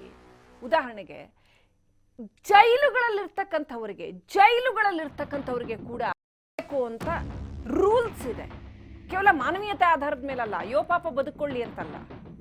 ರೂಲ್ಸ್ ಇರ್ತಕ್ಕಂಥದ್ದು. ಜೈಲುಗಳಲ್ಲಿ ಇರ್ತಕ್ಕಂಥವ್ರಿಗೂ ಕೂಡ ಊಟ ಕೊಡಬೇಕು ಅಂತ. ಅಂದ್ರೆ ಕ್ರಿಮಿನಲ್ಗಳಿಗೂ ಕೂಡ ನಮ್ಮ ಸಂವಿಧಾನ ಏನ್ ಹೇಳುತ್ತೆ ಅಂದ್ರೆ, ಕ್ರಿಮಿನಲ್ಗಳಿಗೂ ಕೂಡ ಬದುಕುವ ಹಕ್ಕಿದೆ ಅಂತ. ಅವ್ರಿಗೂ ಕೂಡ ಊಟ ಕೊಡ್ತಾರೆ. ಪಾಪ ನಮ್ಮ ಕಾರ್ಮಿಕರು, ನಮ್ಮ ಬಡವರ್ಗದ ಜನ, ನಮ್ಮ ಕೆಳ ಮಧ್ಯಮ ವರ್ಗದ ಜನ, ಅವತ್ತಿನ ಆದಾಯ ಪಡೆಯಕ್ಕಾಗದೇ ಇರೋರು ಲಾಕ್ಡೌನ್ನಲ್ಲಿ, ಅವರು ಈ ಒಬ್ಬೊಬ್ರು ಏನು ಕ್ರೈಮ್ ಮಾಡಿದ್ದಾರೆ ಅಂತ ಅವ್ರು ನಮ್ಮ ಮನೇಲಿ ಲಾಕ್ಡೌನಲ್ಲಿ ಈ ರೀತಿ ಕೂತ್ಕೋಬೇಕು. ಅವರು ಸರಿ ಜೀವ ಬಚಾವ್ ಮಾಡ್ಕೊಳ್ಳೋದಕ್ಕೆ ಕೂತ್ಕೋಬೇಕು, ಆದ್ರೆ ಅವ್ರ ಊಟದ ಗತಿ ಯಾರು ತಗೋಬೇಕು ಆ ಹೊಣೆಗಾರಿಕೆನ? ಅಂದ್ರೆ ನಿಮ್ಮ ಜೀವಕ್ಕೆ ನೀವೇ ಹೊಣೆ ಅಂತ ಕರೋನಾ ವಿಚಾರದಲ್ಲಿ ಹೇಳಬಹುದು. ಯಾಕಂದ್ರೆ ನಮ್ಮ ಹತ್ರ ಹಾಸಿಗೆ ಇಲ್ಲ, ನಮ್ಮ ಹತ್ರ ಆಸ್ಪತ್ರೆಗಳಿಲ್ಲ, ವೆಂಟಿಲೇಟರ್ಸ್ ಇಲ್ಲ, ಅದನ್ನ ಯಾರಾದರೂ ಅರ್ಥ ಮಾಡ್ಕೊಳ್ಬಹುದು. ಆದ್ರೆ ಎಲ್ಲ ಸಂದರ್ಭಗಳಲ್ಲೂ ಲಾಕ್ಡೌನ್ ಟೈಮಲ್ಲಿ what ever may be the situation, ನಿಮ್ಮ ಜೀವಕ್ಕೆ ನೀವೇ ಹೊಣೆ ಅಂತ ಬಿಟ್ರೆ ಅದಕ್ಕೆ ಸರ್ಕಾರ ಯಾಕೆ ಬೇಕು, ರಾಜ್ಯ ಯಾಕೆ ಬೇಕು, ಈ ವ್ಯವಸ್ಥೆ ಯಾಕೆ ಬೇಕು? ಅದು ಹೇಗೋ ಅದು ಅಲ್ಟಿಮೇಟ್ ಟ್ರೂತ್ ಅದು. ಸೊ ಶಾಲೆ ಫೀಸ್ ಕಟ್ಟೋದಿರ್ಬೋದು, ಎಲೆಕ್ಟ್ರಿಸಿಟಿ ಬಿಲ್ ಇರ್ಬೋದು, ಮನೇಲಿ ಕೂತಿದ್ದೀವಿ ಅಂದ ತಕ್ಷಣ ಇದು ಯಾವುದು ಕಡಿಮೆ ಆಗಲ್ವಲ್ಲ, ಆ ಮೆಡಿಸಿನ್ಗಳ ಮೇಲೆ GST ಹಾಕಿದ್ದಾರೆ. ಅದ್ರ ಕಾಸ್ಟ್ ಕಮ್ಮಿ ಆಗತ್ತಾ? ಜನೌಷಧಿ ಕೇಂದ್ರದಲ್ಲಿ ಒಂದಷ್ಟು ಸಿಗ್ಬೋದು, ಆದರೂ ಅದು ಕಾಸ್ಟ್ಲಿ ಆಗುತ್ತೆ. ಸೊ ಇದನ್ನೆಲ್ಲ ಏನು ಮಾಡೋದು ಅಂದರೆ, ನಮಗೆ ಒಂದು ಕಡೆ ಊಟ ಕೊಡದೇ ಇರ್ತಕ್ಕಂಥದ್ದು, ಇನ್ನೊಂದು ಊಟ ದುಡಿಯುವ ಹಕ್ಕನ್ನು ಕೂಡ ಅದು ಇಲ್ಲದ ಹಾಗಾಗಿದೆ. ಮನೆಯಿಂದ ಆಚೆ ಬರಬೇಡಿ ಅಂತಂದ್ರೆ ಎಷ್ಟು ದಿನ ಹಿಂಗೆ ಕೂತ್ಕೊಳ್ಳೋಕೆ ಸಾಧ್ಯ? ಆಲ್ಟರ್ನೇಟಿವ್ ಏನಾದರೂ ಕೊಡಬೇಕಲ್ವ? ಆಯಿತು, ನಾನು ಆರೋಗ್ಯವಾಗಿದ್ದೀನಿ, ನಾನು ದುಡಿಯೋಕೆ ರೆಡಿ ಇದ್ದೀನಿ, ನಾನು ಮನೆಯಿಂದ ಆಚೆ ಬರೋದಕ್ಕೆ ರೆಡಿ ಇದ್ದೀನಿ, ಆದರೆ ನನ್ನ ಲೈಫಿಗೆ ಥ್ರೆಟ್ ಇದೆ ಅಂತಂದರೆ ನಾನು ಎಷ್ಟು ದಿನ ಸುಮ್ಮನೆ ಕೂತ್ಕೊಳ್ಳೋಕೆ? ಒಂದೋ ನನ್ನ ಲೈಫಿಗೆ ಗ್ಯಾರಂಟಿ ಕೊಡಬೇಕು, ಇಲ್ಲ ನಿನಗೆ ಲೈಫ್ ಥ್ರೆಟ್ ಇಲ್ಲ, ನಾವು ಕೊರೋನಾ ವಿರುದ್ಧ ನಿನಗೆ ಗ್ಯಾರಂಟಿ, ಅದು ಆಗೋದಿಲ್ಲ ಅಂತಂದರೆ ನನ್ನ ದುಡಿಮೆ ಲಾಸ್ ಆಯ್ತಲ್ಲ ಅಲ್ಲಿ. ಆ ಲಾಭ ನಷ್ಟದ ಲೆಕ್ಕಾಚಾರ ಆಗಲ್ಲ ಬಿಡಿ, ಕನಿಷ್ಠ ಅನಿವಾರ್ಯವಾಗಿ ನನ್ನ ಹತ್ರ ಬೇರೆ ಏನೂ ಹಣ ಇಲ್ಲಪ್ಪ ಅನ್ನೋ ಅಂಥವ್ರಿಗಾದ್ರೂ, ಆ ವರ್ಗದ ಜನಗಳಿಗಾದ್ರೂ ಕೊಡ್ಬೇಕಲ್ವ? ನೋಡಿ, ಅವ್ರು ಪ್ರತಿನಿತ್ಯ ಒಬ್ಬ ಟ್ಯಾಕ್ಸಿ ಡ್ರೈವರೇ ತಗೊಂಡ್ರೆ ನೀವು EMI ಕಟ್ಟಬೇಕಾಗತ್ತೆ. ಆ EMIಗಳನ್ನು ಯಾವ ಬ್ಯಾಂಕ್ಗಳು ನಿಲ್ಲಿಸಿಲ್ಲ, ಫೋನ್ಗಳು ಬರ್ತಾನೆ ಇರ್ತವೆ, EMI ಸರ್ ನಿಮ್ಮದು ಡ್ಯೂ ಇದೆ ಅಂತ ಫೋನ್ಗಳು ಬರ್ತಾನೆ ಇರ್ತವೆ. ಆಮೇಲೆ ಯಾರತ್ರನೂ ಸಾಲ ತಗೊಂಡ್ರೆ ಅದಕ್ಕೆ ದುಡ್ಡು ಕಟ್ಟಬೇಕಾಗತ್ತೆ, ಮನೆ ಬಾಡಿಗೆ ಕಟ್ಟಬೇಕಾಗತ್ತೆ. ನಾನು ಹೇಳಿದಾಗ ಇನ್ನು 108 ಇನ್ಯಾವುದೆಲ್ಲ ಪೆಟ್ರೋಲಿಗೆ ದುಡ್ಡು ಕೊಡಲೇಬೇಕಾಗತ್ತೆ, ಅಪ್ಪ ಅಮ್ಮನ ನೋಡ್ಕೊಳ್ಳೇಬೇಕಾಗತ್ತೆ, ಸಂಸಾರ ಸಾಕಲೇಬೇಕಾಗತ್ತೆ. ಎಲ್ಲಿಂದ ತರ್ತಾರೆ? ಒಂದು ತಿಂಗಳಾಯ್ತಲ್ವಾ, ಕಳೆದ ಸಾರಿ ಹಾಗೆ ಟ್ಯಾಕ್ಸಿ ಡ್ರೈವರ್ಗಳು ಆತ್ಮಹತ್ಯೆ ಹಂತಕ್ಕೆ ಹೋಗಿದ್ದನ್ನು ನಾವು ನೋಡಿದ್ವಿ. ಎಲ್ಲಿಂದ ತರ್ತಾರೆ? ನಿತ್ಯ ದುಡಿಯೋಕ್ಕೆ ಅಂತ ನಗರಗಳಿಗೆ ಬರ್ತಾರೆ. ಹಳ್ಳಿಗಳಲ್ಲೂ ಅಷ್ಟೇ ಬಿಡಿ, ಭಾರಿ ವಿಭಿನ್ನವಾಗೇನಿಲ್ಲ. ಆದರೆ ನಗರಗಳಲ್ಲಂತೂ 2 ಟೈರ್ ಸಿಟೀಸಲ್ಲಿ ಅಥವಾ ಮೆಟ್ರೋಪಾಲಿಟನ್ ಸಿಟೀಸಲ್ಲಿ ಆವತ್ತು ದುಡಿದು ಆವತ್ತು ಬದುಕುವಂಥ ಜನ ಬಾಡಿಗೆ ಮನೇಲಿ ಇರ್ತಾರೆ. ಸೊ ಎಲ್ಲಿಂದ ತರ್ತಾರೆ? ಪ್ರತಿನಿತ್ಯ ಎಲ್ಲಿಂದ ತರ್ತಾರೆ? ಉದಾಹರಣೆಗೆ ಒಂದು ಛತ್ರ ಅಂತ ತಗೊಂಡ್ರೆ, ಒಂದು ಮದುವೆ ಅಂತ ನಡೆದ್ರೆ ಅಲ್ಲಿ ಬೇಕಾದಷ್ಟು ನೋಡಿ, ಅಡಿಗೆಯವರಿಂದ ಹಿಡಿದು ಅಲ್ಲಿ ಎಲೆಕ್ಟ್ರಿಸಿಟಿ ಅರೇಂಜ್ ಮಾಡುವವರಿಂದ ಹಿಡಿದು ಹೂ ಮಾರಾಟ ಮಾಡೋರಿಂದ ಹಿಡಿದು ಬೇಕಾದಷ್ಟು ಜನ, ಅವರೆಲ್ಲ ಈಗ ಹೇಗೆ ಬದುಕಬೇಕು? ಪ್ರತಿನಿತ್ಯ ಇಲ್ಲ ಕೆಲಸ ಅಂತಂದ್ರೆ ಅವ್ರು ಹೇಗೆ ಬದುಕಬೇಕು? ಬೀದಿ ಬದಿ ವ್ಯಾಪಾರಿಗಳು ರೀ, ಸಣ್ಣ ಪುಟ್ಟ ವ್ಯಾಪಾರ ಮಾಡುವಂಥವ್ರು ಬೇಕಾದಷ್ಟು ಮಂದಿ ಒಂದು ಸಣ್ಣ ಪುಟ್ಟ ಬಟ್ಟೆ ಅಂಗಡಿ ಇಟ್ಕೊಂಡಿರ್ತಾರೆ, ಅಥವಾ ಒಂದು ಸಣ್ಣ ಬಳೆ ಅಂಗಡಿ ಇಟ್ಕೊಂಡಿರ್ತಾರೆ. ಯಾವ ಅಂಗಡಿನ ಇವಾಗ ಯಾರು ಜನ ಬರಲ್ಲ, ಆದಾಯನೇ ಇಲ್ಲ ಒಂದು ತಿಂಗಳಿಂದ. ಏನು ಊಟ ಮಾಡಿ ಇರೋ ಅಲ್ಪ ಸ್ವಲ್ಪ ಸೇವಿಂಗ್ಸನ್ನ ತೆಗೆದುಬಿಟ್ರೆ ನಾಳೆ ದಿವಸ ಯಾರಿಗಾದ್ರೂ ಹೆಲ್ತ್ ವೈಸ್ ಕರೋನಾ ಅಲ್ಲ ಅಂತ ಇಟ್ಕೊಳ್ಳಿ, ಬೇರೆ ಏನಾದ್ರು ಹೆಲ್ತ್ ಪ್ರಾಬ್ಲಮ್ ಬಂತು ಅಥವಾ ಬೇರೆ ಇನ್ನೇನಾದರೂ ವಿಚಾರ ಆಯಿತು, ಎಲ್ಲಿಂದ? ಆಗಲೂ ಅವರ ಜೀವದ ಹಕ್ಕನ್ನು ಕಿತ್ಕೊಂಡು ಹಾಗೆ ಆಗಲಿ. ಸೊ ಅದಕ್ಕೆ ಪ್ಯಾಕೇಜ್ ಕೊಡಿ ಅಂತ ಕೇಳ್ತಾ ಇದ್ದಾರೆ ಜನಗಳದ್ದೇ ದುಡ್ಡಲ್ಲಿ. ಗಾರ್ಮೆಂಟ್ಸ್ ನೌಕರರು, ಫ್ಯಾಕ್ಟ್ರಿಗಳಿಗೆ ಹೋಗುವಂಥವ್ರು, ಎಷ್ಟೊಂದು ಕಡೆ ಕೆಲವೊಂದು ಕಡೆ ಮಧ್ಯಾಹ್ನ ಹಾಸನದಿಂದ ಕಾಲ್ ಮಾಡಿದವ್ರು ಹೇಳ್ತಾ ಇದ್ರು ನಮ್ಮ ಲೈವ್ನಲ್ಲೇನೆ, ಸಂಬಳನೇ ಕೊಟ್ಟಿಲ್ಲ, ಈಗ ಲಾಕ್ಡೌನ್ ಮಾಡಿದ್ದಾರೆ, ಮನೇಲಿರಿ ಅಂತ ಇದ್ದಾರೆ, ಸಂಬಳ ಕೊಡ್ತಾರೋ ಇಲ್ವೋ ಗೊತ್ತಿಲ್ಲ. ಎಲ್ಲ ಹೋಗ್ಬೇಕು ಅವರು? ಎಲ್ಲಿಂದ ಊಟ ಮಾಡಬೇಕು? ಪ್ರೈವೇಟ್ ಸೆಕ್ಟರಲ್ಲಿ ಕೆಲಸ ಮಾಡ್ತಾ ಇರುವಂಥವ್ರು ಕಾರ್ಮಿಕರುಗಳು ಎಷ್ಟೊಂದು ಜನ, ಅಂಥವರು ಕೋಟ್ಯಾಂತರ ಜನ ಇದ್ದಾರೆ. ಸವಿತಾ ಸಮಾಜದವ್ರು ಇರ್ಬೋದು, ಅಥವಾ ಒಬ್ಬ ಪ್ಲಂಬರ್ ಇರ್ಬೋದು, ಒಬ್ಬ ಎಲೆಕ್ಟ್ರಿಷಿಯನ್ ಇರ್ಬೋದು, ಒಬ್ಬ ಕಾರ್ಪೆಂಟರ್ ಇರ್ಬೋದು. ಕೆಲಸ ಇಲ್ಲ ಈಗ, ಇನ್ನು ಎಷ್ಟು ದಿನನೋ ಗೊತ್ತಿಲ್ಲ, ಮುಂದೇನೋ ಗೊತ್ತಿಲ್ಲ, ಕರೋನಾ ಬಂದರೆ ಏನು ಅಂತ ಗೊತ್ತಿಲ್ಲ. ಉಚಿತ ಚಿಕಿತ್ಸೆ ಅಂತಾರೆ, ಅಲ್ಲಿ ನೋಡಿದ್ರೆ ಬೆಡ್ ಸಿಗಲ್ಲ, ವೆಂಟಿಲೇಟರ್ ಸಿಕ್ಕಿದ್ರೆ ಆಕ್ಸಿಜನ್ ಸಿಗಲ್ಲ, ಇನ್ನೊಂದೇನೋ ಮೆಡಿಸಿನ್ ಸಿಗಲ್ಲ. ಹೋಗ್ಲಿ ವ್ಯಾಕ್ಸಿನ್ ಹಾಕ್ಸ್ಕೊಂಡ್ ಬಂದ್ಬಿಡೋಣ ಅಂತಂದ್ರೆ ಎಷ್ಟೋ ಕಡೆ ವ್ಯಾಕ್ಸಿನ್ ಇಲ್ಲ. ಈಗ ಸಿಗ್ತಾ ಇದೆ ಅನೇಕ ಕಡೆಗಳಲ್ಲಿ, ಹೋಗಿ ವ್ಯಾಕ್ಸಿನ್ ಹಾಕಿಸ್ಕೊಳ್ಳಿ. ಆದರೆ ಸರ್ಕಾರ ಖಂಡಿತವಾಗ್ಲೂ ಇದು ಲೈಫ್ ಡೌನ್ ಅಲ್ಲ ಅನ್ನೋದನ್ನ, ಜೈಲಲ್ಲಿರೋರ್ಗೂ ಕೊಡ್ತಾರೆ ಅಂತಂದ್ರೆ, ಊಟ ಕೊಡ್ತಾರೆ ಅಂತಂದ್ರೆ, ಕನಿಷ್ಠ ಇವ್ರು ಯಾರು ಅಪರಾಧಿಗಳಲ್ವಲ್ಲ? ರಾಜ್ಯದ 7 ಕೋಟಿ ಜನ, ನಾವು ಬೇಕು ಅಂತ ಯಾವ ಅಪರಾಧನೂ ಮಾಡಿಲ್ವಲ್ಲ? ಮನೇಲಿ ಹಸುವಿನಿಂದ ಸಾಯ್ಬೇಕು ಅಂದ್ರೆ ಇದು ಯಾವ ತರ ಪನಿಷ್ಮೆಂಟ್? ಇದು ಯಾರು ಕೊಡ್ತಾ ಇರೋ ಪನಿಷ್ಮೆಂಟು? ಹಾಗಾದ್ರೆ ಇದಕ್ಕೆ ಯಾರು ಹೊಣೆಗಾರಿಕೆನೇ ಇಲ್ವಾ? ಇಲ್ಲ ತಗೊಳಕ್ಕಾಗಲ್ಲ ಅಂತಂದ್ರೆ, ಬದುಕ್ಸಕ್ಕಾಗಲ್ಲ ಅಂತಂದ್ರೆ, ಈ ರೂಲರ್ಸ್ಗೂ ನಿಮಗೂ ಏನು ವ್ಯತ್ಯಾಸ? ಹಿಂದೆಲ್ಲ ಬೇಕಾದಷ್ಟು ಜನ ಆಡಳಿತಗಾರರನ್ನ, ಕ್ರೂರಿ ದೊರೆಗಳನ್ನ ಕಂಡಿದ್ದೀವಿ, ಅವ್ರಿಗೂ ನಿಮಗೂ ಏನು ವ್ಯತ್ಯಾಸ? ಅವರು ಅಷ್ಟೇ ಸತ್ರ ಸಾಯಲಿ ಅಂತ ಬಿಡ್ತಿದ್ರು. ಸೊ ನಿಮ್ಮನ್ನು ಪ್ರಜಾಪ್ರಭುತ್ವ ಸರ್ಕಾರ ಅಂತ ನಾವು ಪರಿಗಣಿಸಿದ್ದೀವಿ, ಹೊಣೆಗಾರಿಕೆ ಹೊತ್ಕೊಳ್ಳೋದಕ್ಕೆ ಅಂತಾನೆ ಪರಿಗಣಿಸಿರೋದು.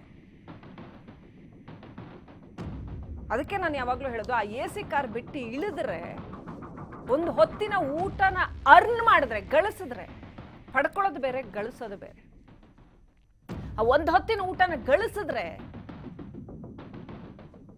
ಅವ್ರಿಗೆಲ್ಲ ರಾಜಕಾರಣಿಗಳಿಗೆ ಒಂದೊಂದು ಟಾಸ್ಕ್ ಕೊಡಬೇಕು ಅಂತ ಅನ್ಸುತ್ತೆ. ನಿಮ್ಮ ಪರ್ಸ್ ಎತ್ತಿಟ್ಟು ನಿಮ್ಮ ಮೊಬೈಲ್ ಎತ್ತಿಟ್ಟು ಹೋಗಿ ಒಂದು ದಿನದ್ದು ಒಂದು ಹೊತ್ತಿನ ಊಟ ಗಳಿಸ್ಕೊಂಡು ನೋಡಿ ಅಂತ. ನಿಮ್ಮ ಫ್ಯಾಕ್ಟ್ರಿಗಳು ನಿಮ್ಮ ದೊಡ್ಡ ದೊಡ್ಡ ಅದನ್ನೆಲ್ಲ ಬಂದ್ ಮಾಡಿ ನೀವು ಹೊರಗಡೆ ಬಂದು ಒಂದು ಹೊತ್ತಿನ ಊಟ ಅರ್ನ್ ಮಾಡಿ ನೋಡಿ ಅಂತ. ಎಷ್ಟು ಕಷ್ಟ ಇದೆ ಅಂತ ಜನಸಾಮಾನ್ಯರ ಬದುಕು. ಅವು ಜನಸಾಮಾನ್ಯರು ಅವ್ರಿಗೆ ಯಾವ ಭ್ರಷ್ಟಾಚಾರ ಇಲ್ಲ, ಅವ್ರು ಯಾವ ಲಂಚ ತಗೊಳ್ಳಲ್ಲ, ಅವ್ರಿಗೆ ಎಲ್ಲಿಂದನೂ ನಿತ್ಯ ಕಿಕ್ ಬ್ಯಾಕ್ ಬರಲ್ಲ ಅಥವಾ ಇನ್ಯಾವುದೋ ದುಡ್ಡು ಬರಲ್ಲ, ಲಂಚ ಬರಲ್ಲ, ಇನ್ನೇನು ಬರಲ್ಲ ಅವ್ರಿಗೆ. ಅವ್ರು ದುಡಿಲೇಬೇಕು. ದುಡಿಯೋಕ್ಕೂ ಆಗಲ್ಲ, ಲಾಕ್ಡೌನ್ ಮನೇಲಿ ಕೂತ್ಕೊಳ್ಳಿ ಅಂತಂದ್ರೆ ಅವ್ರು ಏನು ಮಾಡಬೇಕು? ಅನಿವಾರ್ಯ ಕೂತ್ಕೊಳ್ಳೇಬೇಕು ಅಂತಂದ್ರೆ ಪ್ಯಾಕೇಜ್ ಕೊಡಿ, ಕನಿಷ್ಠ ಪಕ್ಷ ಅಕ್ಕಿ ಕೊಡಿ, ದಿನಸಿ ಕೊಡಿ. ಪ್ರತಿ ನಿಯಮಾವಳಿಗಳು ನೋಡಿ ಹೀಗೇನೆ ನಿಯಮಾವಳಿಗಳೆಲ್ಲ ನಮ್ಮಂಥವ್ರು ನಿಮ್ಮಂಥವ್ರು ಬಡ ಮಧ್ಯಮ ವರ್ಗದವರು ಕೆಳವರ್ಗದವ್ರಿಗೇನೆ. ಆಟೋ ಚಾಲಕರು, ಟ್ಯಾಕ್ಸಿ ಚಾಲಕರು, ಆ ಹೋಟೆಲ್ಗಳಲ್ಲಿ ಗಾರ್ಮೆಂಟ್ಗಳಲ್ಲಿ ಕೆಲಸ ಮಾಡೋಂಥವ್ರು, ಆ ಹೋಟೆಲ್ಗಳಲ್ಲಿ ಕೆಲಸ ಮಾಡೋಂಥವ್ರು ಎಷ್ಟೋ ಜನ, ಲಕ್ಷಾಂತರ ಜನ ಹಳ್ಳಿಗಳಿಗೆ ಹೋಗಿದ್ದಾರೆ. ಈ ಒಂದು ತಿಂಗಳ ಹಿಂದೆ ನೋಡಿದ್ವಿ, ಮತ್ತೆ ಲಕ್ಷಾಂತರ ಜನ ಹಳ್ಳಿಗಳಿಗೆ ಹೋದ್ರಲ್ಲ. ಎಲ್ಲರಿಗೂ ಹಳ್ಳಿನಲ್ಲಿ ಭರ್ಜರಿ ಜಮೀನಿದ್ದು ಅದರಿಂದ ಭರ್ಜರಿ ಆದಾಯ ಬಂದ್ಬಿಟ್ಟಿದ್ಯಾ. ಸೊ ಎಷ್ಟು ಕಷ್ಟ ಇದೆ.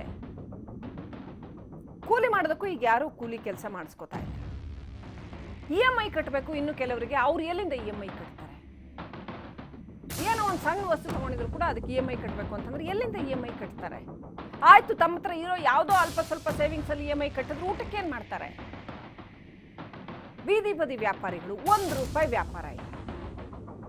ಅವರು ಹಿಂಗ್ ತಗೊಂಡು ಹಂಗ್ ವ್ಯಾಪಾರ ಮಾಡಿ ಅವತ್ತಿನ ದುಡಿಮೆ ಗಳಿಸಿ ಅವತ್ತು ಹೋಗಿ ಅಕ್ಕಿ ತಂದು ಊಟ ಮಾಡ್ಬೇಕು. ಏನ್ ಮಾಡ್ಬೇಕು? ಅವ್ರು ಕಟ್ಟಡ ಕಾಮಗಾರಿ ನಡೆಸೋಂತಾರೆ ನೋಡಿ. ಎಷ್ಟು ಜನ ಕಾರ್ಮಿಕ ಇಲಾಖೆನಲ್ಲಿ ಕೇಳಬೇಕು. ಲಾಸ್ಟ್ ಟೈಮ್ ಕಾರ್ಮಿಕ ಇಲಾಖೆನಲ್ಲಿ ಕಾರ್ಮಿಕರಿಗೆಲ್ಲ ಒಂದಷ್ಟು ಏನೋ ₹1,000 ಹಾಕಿದ್ರು ಒಬ್ಬೊಬ್ಬ ಕಾರ್ಮಿಕನಿಗೂ ಕೂಡ. ಆಮೇಲೆ ಒಂದಿಷ್ಟು ಊಟ ಇದನ್ನೆಲ್ಲ ಒದಗಿಸುವಂತ ಕೆಲಸ ಮಾಡಿದ್ರು. ಈ ಸರಿ ಅದು ಬಹಳ ಹೆಚ್ಚಾಗಿ ಕಂಡು ಬರ್ತಾ ಇಲ್ಲ. ಕೆಲಸನೇ ಇಲ್ಲದೆ ಕಂಗಾಲಾಗಿದ್ದಾರೆ. ಕಟ್ಟಡ ಕಾಮಗಾರಿ ಅಲೋ ಇದೆ, ಆದ್ರೆ ಎಲ್ಲಿ ನಡೀತಾ ಇದೆ? ಯಾರು ಕಟ್ಟಡ ಕಾಮಗಾರಿಗಳನ್ನು ಹೆಚ್ಚಾಗಿ ಮಾಡಿಸ್ತಾ ಇದ್ದಾರೆ? ತುಂಬಾನೇ ಕಡಿಮೆ.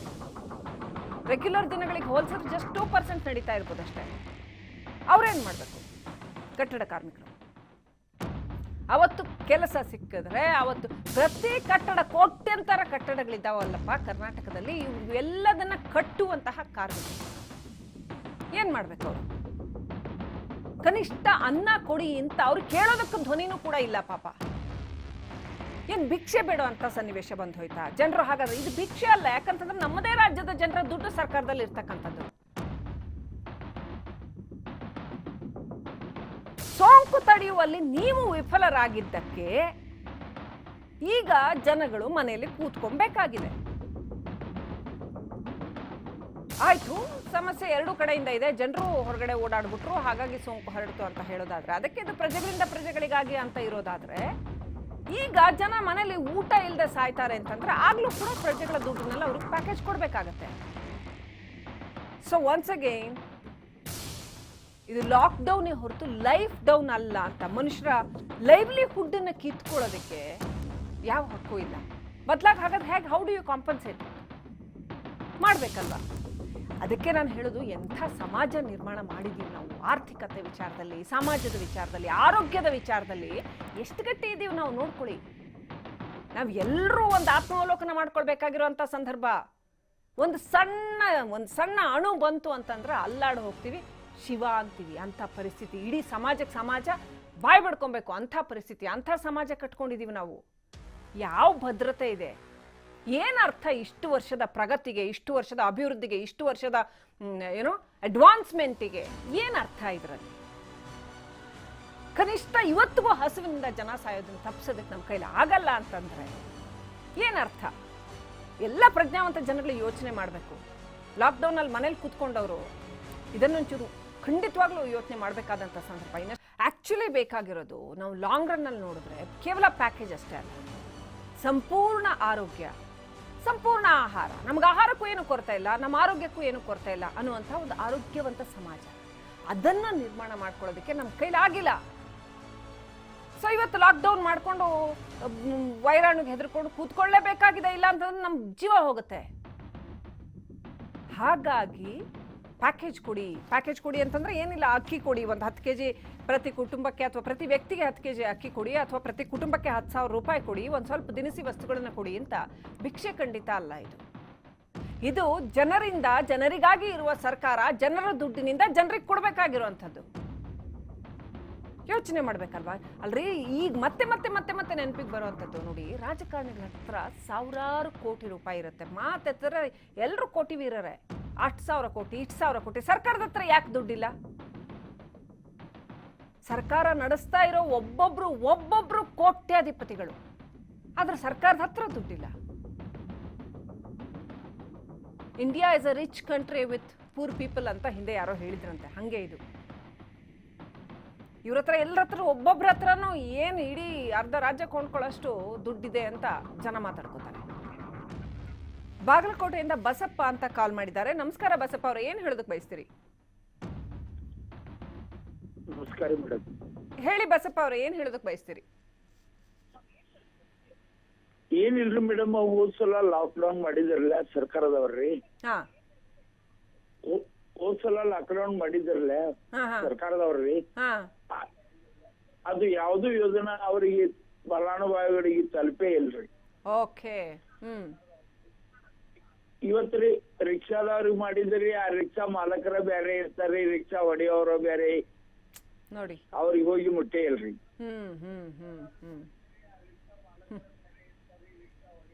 ಓಕೆ, ಥ್ಯಾಂಕ್ ಯು ಕಾಲ್ ಮಾಡಿದ್ರಿ. ಹೇಳಿ. ನಾವು ನೇಕಾರರಿಂದ ಹೇಳುದು ಅಂದ್ರ ಆ ನೇಕಾರದು ಕೆಲಸ ಮಾಡೋರ ಬೇರೆ ರೀ, ಅದು ಹೋಗಿ ಬಿಟ್ಟುದ ಬೇರೆ ರೀ ಯೋಜನಾ ಅದವ್ರಿಗೆ. ಓಕೆ, ಹಾಗಿದೆ ಪರಿಸ್ಥಿತಿ. ರೈಟ್, ಥ್ಯಾಂಕ್ ಯು ಕಾಲ್ ಮಾಡಿದ್ದಕ್ಕೆ. ಅಲ್ಲಿನ ಸ್ಥಳೀಯ ಆಡಳಿತಗಳು ಈ ಜವಾಬ್ದಾರಿ ತಗೋಬೇಕು. ಸರಿಯಾದ ಜನರಿಗೆ ಹೋಗಿ ಮುಟ್ಟುತ್ತಾ ಇದೆಯಾ, ಇದು ನಿಜವಾಗ್ಲೂ ಅಗತ್ಯ ಇರೋರಿಗೆ ತಲುಪ್ತಾ ಇದೆಯಾ, ಯಾರು ಲೆಕ್ಕ ಇಡೋರಿಲ್ಲ. ಬಟ್ ನಂಗೆ ಆಶ್ಚರ್ಯ ಆಗೋದು ಅಂತಂದ್ರೆ, ಎಲೆಕ್ಷನ್ ಬಂದ್ರೆ ಮಾತ್ರ ಎಲ್ಲ ಲೆಕ್ಕ ಸಿಗತ್ತೆ. ಯಾರು ಎಷ್ಟು ಜನ, ಯಾರು ಯಾವ ಪಕ್ಷಕ್ಕೆ ಓಟ್ ಹಾಕ್ತಾರೆ, ಯಾವ ಫ್ಯಾಮಿಲಿನಲ್ಲಿ ಎಷ್ಟು ಜನ ಇದ್ದಾರೆ, ಇದೆಲ್ಲ ಲೆಕ್ಕ ಸಿಗುತ್ತೆ ಸರ್ಕಾರಗಳಿಗೆ. ಒಂದು ರಾಜಕೀಯ ಪಕ್ಷವಾಗಿ ಅವ್ರು ತುಂಬಾ ಸ್ಟ್ರಾಂಗ್ ಆಗಿರ್ತಾರೆ, ಎಲ್ಲ ಪಕ್ಷಗಳು ಅವ್ರು ಎಲ್ಲ ಪ್ಲಾನ್ ಮಾಡ್ಕೋತಾರೆ, ಎಲ್ಲ ಫೈಟ್ ಮಾಡ್ತಾರೆ. ಆದ್ರೆ ಸರ್ಕಾರವಾಗಿ ಬಂದಾಗ, ಅದೇ ಪಕ್ಷಗಳ ಸರ್ಕಾರವಾಗಿ ಬಂದಾಗ ಅದ್ಯಾಕೆ ಇಷ್ಟು ಒಂದು ರೀತಿ ಮೀನಮೇಷ ಎಣಿಸ್ತವೆ ಜನಗಳ ಜೀವ ಉಳಿಸೋದಕ್ಕೆ? ಲಾಭ ಇಲ್ಲ ಅನ್ನೋ ಕಾರಣಕ್ಕೇನು? ಇದು ಲಾಭ ಅಲ್ವಾ ಹಾಗಾದ್ರೆ? ಓಕೆ. ಹಾಗೇನೆ ಎಷ್ಟು ಜನ ಕೇಳ್ತಾ ಇರುವಂಥದ್ದು, ತಿಂಗಳಿಗೆ ಈ ಒಂದು ತಿಂಗಳ ವಿಚಾರದಲ್ಲಿ ಇಷ್ಟು ದಿನಕ್ಕೆ ನೀವು ಒಂದ್ಸರಿ ಲಾಕ್ಡೌನ್ ಮಾಡಿದ್ರಲ್ಲಪ್ಪ, ಇಷ್ಟಕ್ಕೆ ಎಷ್ಟು ಬೇಕೋ ಅಷ್ಟು ಪ್ಯಾಕೇಜ್ ಕೊಡಿ ಅಂತ. ಯಾಕಂತಂದ್ರೆ ಅಕ್ಟೋಬರಲ್ಲಿ ಮತ್ತೊಂದು ವೇವ್ ಬರ್ಬೋದು, ವಿ ಡೋಂಟ್ ನೋ. ಬೆಂಗಳೂರಿನಿಂದ ಗೋಪಿ ಅಂತ ಕಾಲ್ ಮಾಡಿದ್ದಾರೆ. ನಮಸ್ಕಾರ ಗೋಪಿ ಅವರು, ಏನು ಹೇಳಕ್ ಬಯಸ್ತೀರಿ? ಗೋಪಿ ಅವರೇ ನಮಸ್ಕಾರ, ಏನು ಹೇಳಕ್ ಬಯಸ್ತೀರಿ? ಹಾ ಮೇಡಮ್, ತಮ್ದು ಲೈವ್ ಪ್ರೋಗ್ರಾಮ್ ತುಂಬಾ ಚೆನ್ನಾಗಿ ಬರುತ್ತೆ, ಮೂಡ್ ಬರ್ತಾ ಇದೆ. ಓಕೆ, ಹೇಳಿ. ಹಲೋ, ಹೇಳಿ ಗೋಪಿ ಅವರೇ. ಗೋಪಿ ಅಂತ ಹೇಳ್ಬಿಟ್ಟು ಬೆಂಗಳೂರು ಚಂದ್ರ ಲೇಔಟ್ ಇಂದ. ಓಕೆ ಮೇಡಮ್, ಇದು ಈಗ ಇವರು ಯಾರಪ್ಪ ನಮ್ಮ ಬಿಜೆಪಿ ಸರ್ಕಾರದವರು ಇದು ಮಾಡಿದಾರಲ್ಲ, ತುಂಬಾನೇ ಅನ್ಯಾಯ ಮತ್ತು ಅಘೋರ ಅನ್ಯಾಯ ಇದು. ಯಾವುದೇ ಕಟ್ಟಡ ಕಾರ್ಮಿಕರಿಗೆ ಹಾಗೂ ಈಗ ನೋಡಿ, ನಾವೇ ಒಂದು EMI ಕಟ್ಟಬೇಕು, ಒಂದು ಬಾಡಿಗೆ ಕಟ್ಟಬೇಕು, ಯಾವುದೇ ಆದಂತ ಒಂದು ಫೆಸಿಲಿಟಿಗಳು ಕೊಟ್ಟಿಲ್ಲ ಇವರು. ಸುಮ್ಮನೆ ಬಣ್ಣದ ಮಾತುಗಳನ್ನ ಆಡ್ತಾರೆ, ಜನರನ್ನ ಸಂಕಷ್ಟಕ್ಕೆ ಸಿಲುಕಿಸ್ತಾ ಇದಾರೆ. ಈ ಸರ್ಕಾರನೇ ಒಂದು ವೇಸ್ಟ್ ಸರ್ಕಾರ ಅಂತ. ರೈಟ್, ಥ್ಯಾಂಕ್ ಯು ಗೋಪಿ ಅವರೇ. ನೋಡಿ, ಇದನ್ನೇ ಅಂದ್ರೆ ನಮ್ಮ ಜೀವ ಉಳಿಲಿಲ್ಲ ಅಂತಂದ್ರೆ, ನಮ್ಮ ಬದುಕುಗಳು ಉಳಿಲಿಲ್ಲ ಅಂತಂದ್ರೆ ನಮಗೆ ಸರ್ಕಾರ ಯಾಕೆ ಬೇಕು ಅಂತ ಜನಕ್ಕೆ ಅನ್ಸಕ್ ಶುರುವಾಗ್ಬಿಟ್ಟಿದೆ.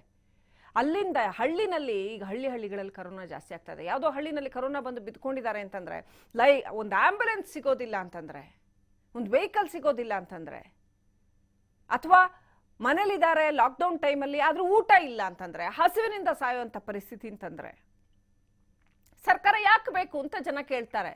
ನೀವು ನಮ್ಮ ಕಷ್ಟ ನಮಗಿದ್ದೇ ಇದೆ ಅಂತಂದ್ರೆ, ಅಯ್ಯೋ ಇಷ್ಟೆಲ್ಲ ಜನಕ್ಕೆ ಅಷ್ಟೆಲ್ಲ ಮಾಡಕ್ ಆಗಲ್ಲ ಅಂತಂದ್ರೆ ಯಾಕೆ ಬೇಕು ನೀವು ಸರ್ಕಾರಗಳು ಅಂತ ಪ್ರಶ್ನೆ ಬರುತ್ತೆ. ಸುಮ್ಮನೆ ನಾವು ಪ್ರಿಮಿಟಿವ್ ಹಿಂದೆ ಹೇಗೆ ಬದುಕ್ತಿದ್ವಲ್ಲ ಬಾರ್ಟರ್ ಸಿಸ್ಟಮ್ ಅಲ್ಲೆಲ್ಲ, ಅಂದ್ರೆ ಒಬ್ಬರ ವಸ್ತುಗಳನ್ನ ಇನ್ನೊಬ್ರಿಗೆ ಕೊಟ್ಕೊಂಡು ವಸ್ತುಗಳನ್ನ ಎಕ್ಸ್ಚೇಂಜ್ ಮಾಡ್ಕೊಂಡು ಹಂಗೆ ಬದುಕ್ಬಿಡ್ಬೋದಲ್ಲ ಅಂತ. ಅಥವಾ ಹೇಗೆ ಹಿಂದೆ ಈ ಪ್ಯಾಂಡಮಿಕ್ ಆದಾಗ ನೋಡಿ, 1 ಶತಮಾನದ ಹಿಂದೆ ಪ್ಯಾಂಡಮಿಕ್ ಆದಾಗ ಯಾವ ರೀತಿಯ ಸಾವು ನೋವಿನ ದೃಶ್ಯಗಳನ್ನು ಕಂಡಿದ್ವೋ, ಇವತ್ತು ಬಹಳ ಏನಾದರೂ ವಿಭಿನ್ನವಾಗಿದೆ ಅದು ಅಂತ ಅನ್ಸುತ್ತಾ? ನನಗಂತೂ ಅನ್ನಿಸ್ತಾ ಇಲ್ಲ ಸಾವಿನ ಪ್ರಮಾಣ ನೋಡ್ತಾ ಇದ್ರೆ. ಬೆಂಗಳೂರಿಂದ ಮೋಹನ್ ಕುಮಾರ್ ಅಂತ ಕಾಲ್ ಮಾಡಿದ್ದಾರೆ. ನಮಸ್ಕಾರ ಮೋಹನ್ ಕುಮಾರ್ ಅವರೇ, ಏನು ಹೇಳಕ್ ಬಯಸ್ತೀರಿ? ನಮಸ್ತೆ ಮೇಡಮ್. ಹೇಳಿ ಸರ್. ಮೇಡಮ್, ಇದು ಬಿಜೆಪಿ ಸರ್ಕಾರ ಬಂದ್ಬಿಟ್ಟು ನಮ್ಮಂತ ಬಡವರು ಹೊಟ್ಟೆ ಮೇಲೆ ಬರೆ ಎಳಿತಾ ಇದಾರೆ ಮೇಡಮ್. ಇದು okay okay, thank you Mohan Kumar ಅವರೇ. ನೋಡಿ, ಯಾವ ಸರ್ಕಾರ ಆದ್ರೂ ಸರ್ಕಾರ ನಮ್ಮದು ಅಷ್ಟೇ, ಜನರ ಸರ್ಕಾರ ಅದು. ಯಾವ ಪಕ್ಷದ ಸರ್ಕಾರ ಅಂತ ನಾವು ಮಾತನಾಡ್ತಾ ಇಲ್ಲ. ಸರ್ಕಾರ ಅಂತ ಅನ್ನೋದು ಜನರ ಸರ್ಕಾರ. ಯಾಕಂತಂದ್ರೆ ನಮ್ಮ ತೆರಿಗೆ ಹಣದಿಂದ ನಡೆಯುವಂತ ಸರ್ಕಾರ. ಅದು ಯಾವ ಪಕ್ಷದ ಸರ್ಕಾರನಾದ್ರೂ ಇರಲಿ, ಸರ್ಕಾರದ ಜವಾಬ್ದಾರಿ ಜನಗಳ ಜೀವ ಕಾಪಾಡುವಂಥದ್ದು ಅಂತ. ಸೊ ಲೈಫ್ ಡೌನ್ ಮಾಡೋ ಅಂಥ ಹಕ್ಕು ನಾವು ಯಾರಿಗೂ ಕೊಟ್ಟಿಲ್ಲ. ನಾವು ಯಾರು ನಮ್ಮ ಹಕ್ಕುಗಳನ್ನ ಯಾರಿಗೂ ದಾನ ಮಾಡಿಲ್ಲ. ಅಂದ್ರೆ ಯು ಕ್ಯಾನ್ ಕಿಲ್ ಮೀ ಅಂತ ನಾವು ಯಾರಿಗೂ ಹೇಳಿಲ್ಲ.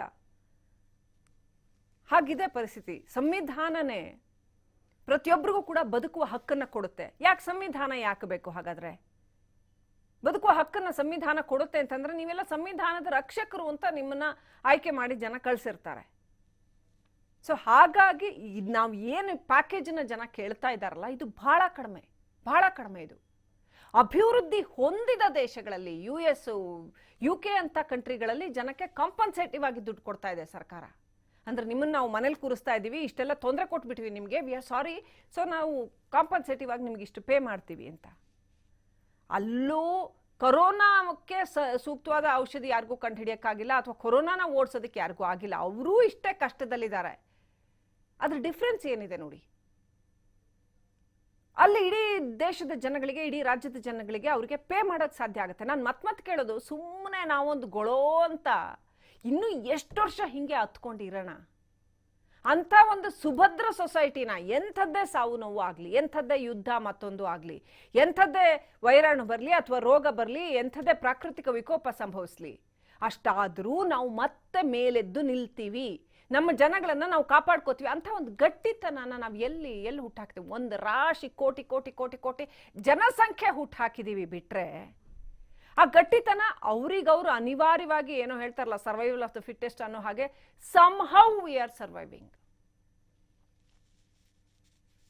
ಬಿಟ್ರೆ ನಿಜವಾಗ್ಲೂ ನಮ್ಮನ್ನ ಕಾಪಾಡುವಂತ ಸರ್ಕಾರಗಳಿದೆ. ನಾವೇನು ಯಾವ ಕಾರಣಕ್ಕಾಗಿ ಜನರಿಗೋಸ್ಕರ ಅಂತ ಸರ್ಕಾರಗಳನ್ನು ರಚನೆ ಮಾಡಿದೀವಲ್ಲ, ಆ ಕಾರಣನ ಏನು ಫುಲ್ಫಿಲ್ ಮಾಡ್ತಾ ಇದೆಯಾ ಸರ್ಕಾರಗಳು? ಮಾಡೋದಾಗಿದ್ರೆ ಇವತ್ತು ಲಾಕ್ಡೌನ್ ಅನೌನ್ಸ್ ಮಾಡಿ 15 ಡೇಸ್ ಆಯ್ತು, ಇನ್ನೂ ಜಾಸ್ತಿ ಆಯ್ತು.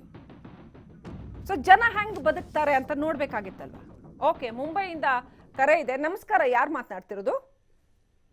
ನನ್ನ ಹೆಸರು ಶ್ರೀಶಾ ಅಂತೇಳಿ. ನಮಸ್ಕಾರ. ಓಕೆ, ಹೇಳಿ ಮೇಡಮ್. ಓಕೆ, ಅದು ನಾವು ನ್ಯೂಸ್ ನೋಡ್ತಾ ಇದ್ವಿ. ಬಹಳ ದಿವಸದಿಂದ ನಾವು ಕರೆ ಮಾಡ್ಬೇಕಂತ ಟ್ರೈ ಮಾಡ್ತಾ ಇದ್ವಿ.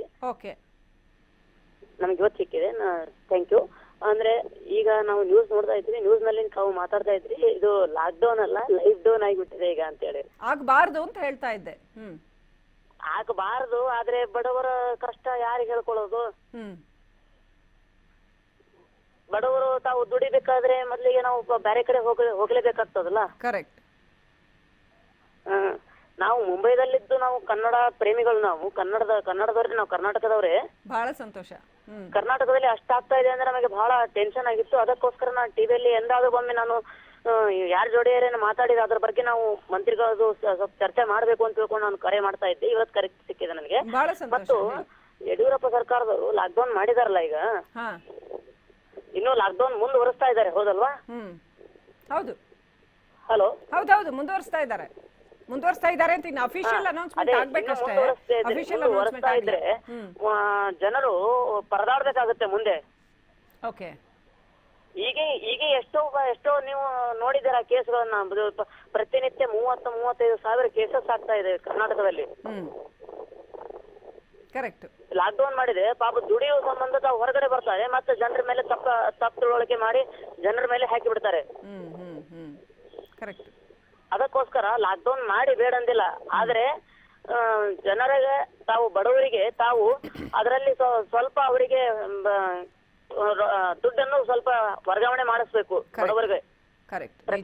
ಪ್ರತಿ ಒಂದು ಮನೆಗಳಿಗೆ ಬಡವರಿಗೆ ತಾವು ದುಡ್ಡನ್ನು ಕೊಡಬೇಕು. ನಿಮ್ ಕಾಳಜಿ ಸರಿಯಾಗಿದೆ ಶ್ರೀಶ್ ಅವರೇ. ಮುಂಬೈಯಲ್ಲೆಲ್ಲ ಹೇಗಿದೆ ಪರಿಸ್ಥಿತಿ? ಹಲೋ, ಮುಂಬೈಯಲ್ಲಿ ಹೇಗಿದೆ ಪರಿಸ್ಥಿತಿ? ನಿಮ್ ಮುಂಬೈನಲ್ಲಿ ಏನಿದೆ ಪರಿಸ್ಥಿತಿ? ನಾವು ಮುಂಬೈದಲ್ಲಿ ಸದ್ಯಕ್ಕೆ ಪೂರಾ ಆರಾಮಿದ್ದೇವೆ ನಾವು ಈಗ. ಹೌದಾ? ಮುಂಬೈದಲ್ಲಿ ಆರಾಮಿದ್ದೇವೆ, ಆದ್ರೆ ಹೊರಗಡೆ ಎಲ್ಲೋ ಅಂದ್ರೆ ಪೊಲೀಸರು ಸ್ಟ್ರಿಕ್ಟ್ ಇದ್ದಾರೆ ಇಲ್ಲಿ ಮುಂಬೈದಲ್ಲಿ. ಓಕೆ ಕರ್ನಾಟಕದಲ್ಲಿ ಪೊಲೀಸರು ಸ್ಟ್ರಿಕ್ಟ್ ಇರ್ಬೇಕು, ಅಂದ್ರೆ ಎಲ್ಲೂ ಏನು ಕೇಸಸ್ ಬರೋದಿಲ್ಲ, ನನ್ನ ಅನಿಸಿಕೆ. ಓಕೆ, ಅಲ್ಲೇನಾದ್ರೂ ಈ ತರ ಪ್ಯಾಕೇಜ್ ಏನಾದ್ರೂ ಅನೌನ್ಸ್ ಮಾಡಿದಾರಾ ಬಡಬಗ್ಗರಿಗೆ ಸರ್ಕಾರ ಕೊಡ್ತಾ ಇದೆ? ಇನ್ನೂ ಆ ತರ ಏನ್ ನ್ಯೂಸ್ ಬಂದಿಲ್ಲ ನಮಗೆ. Okay okay, right.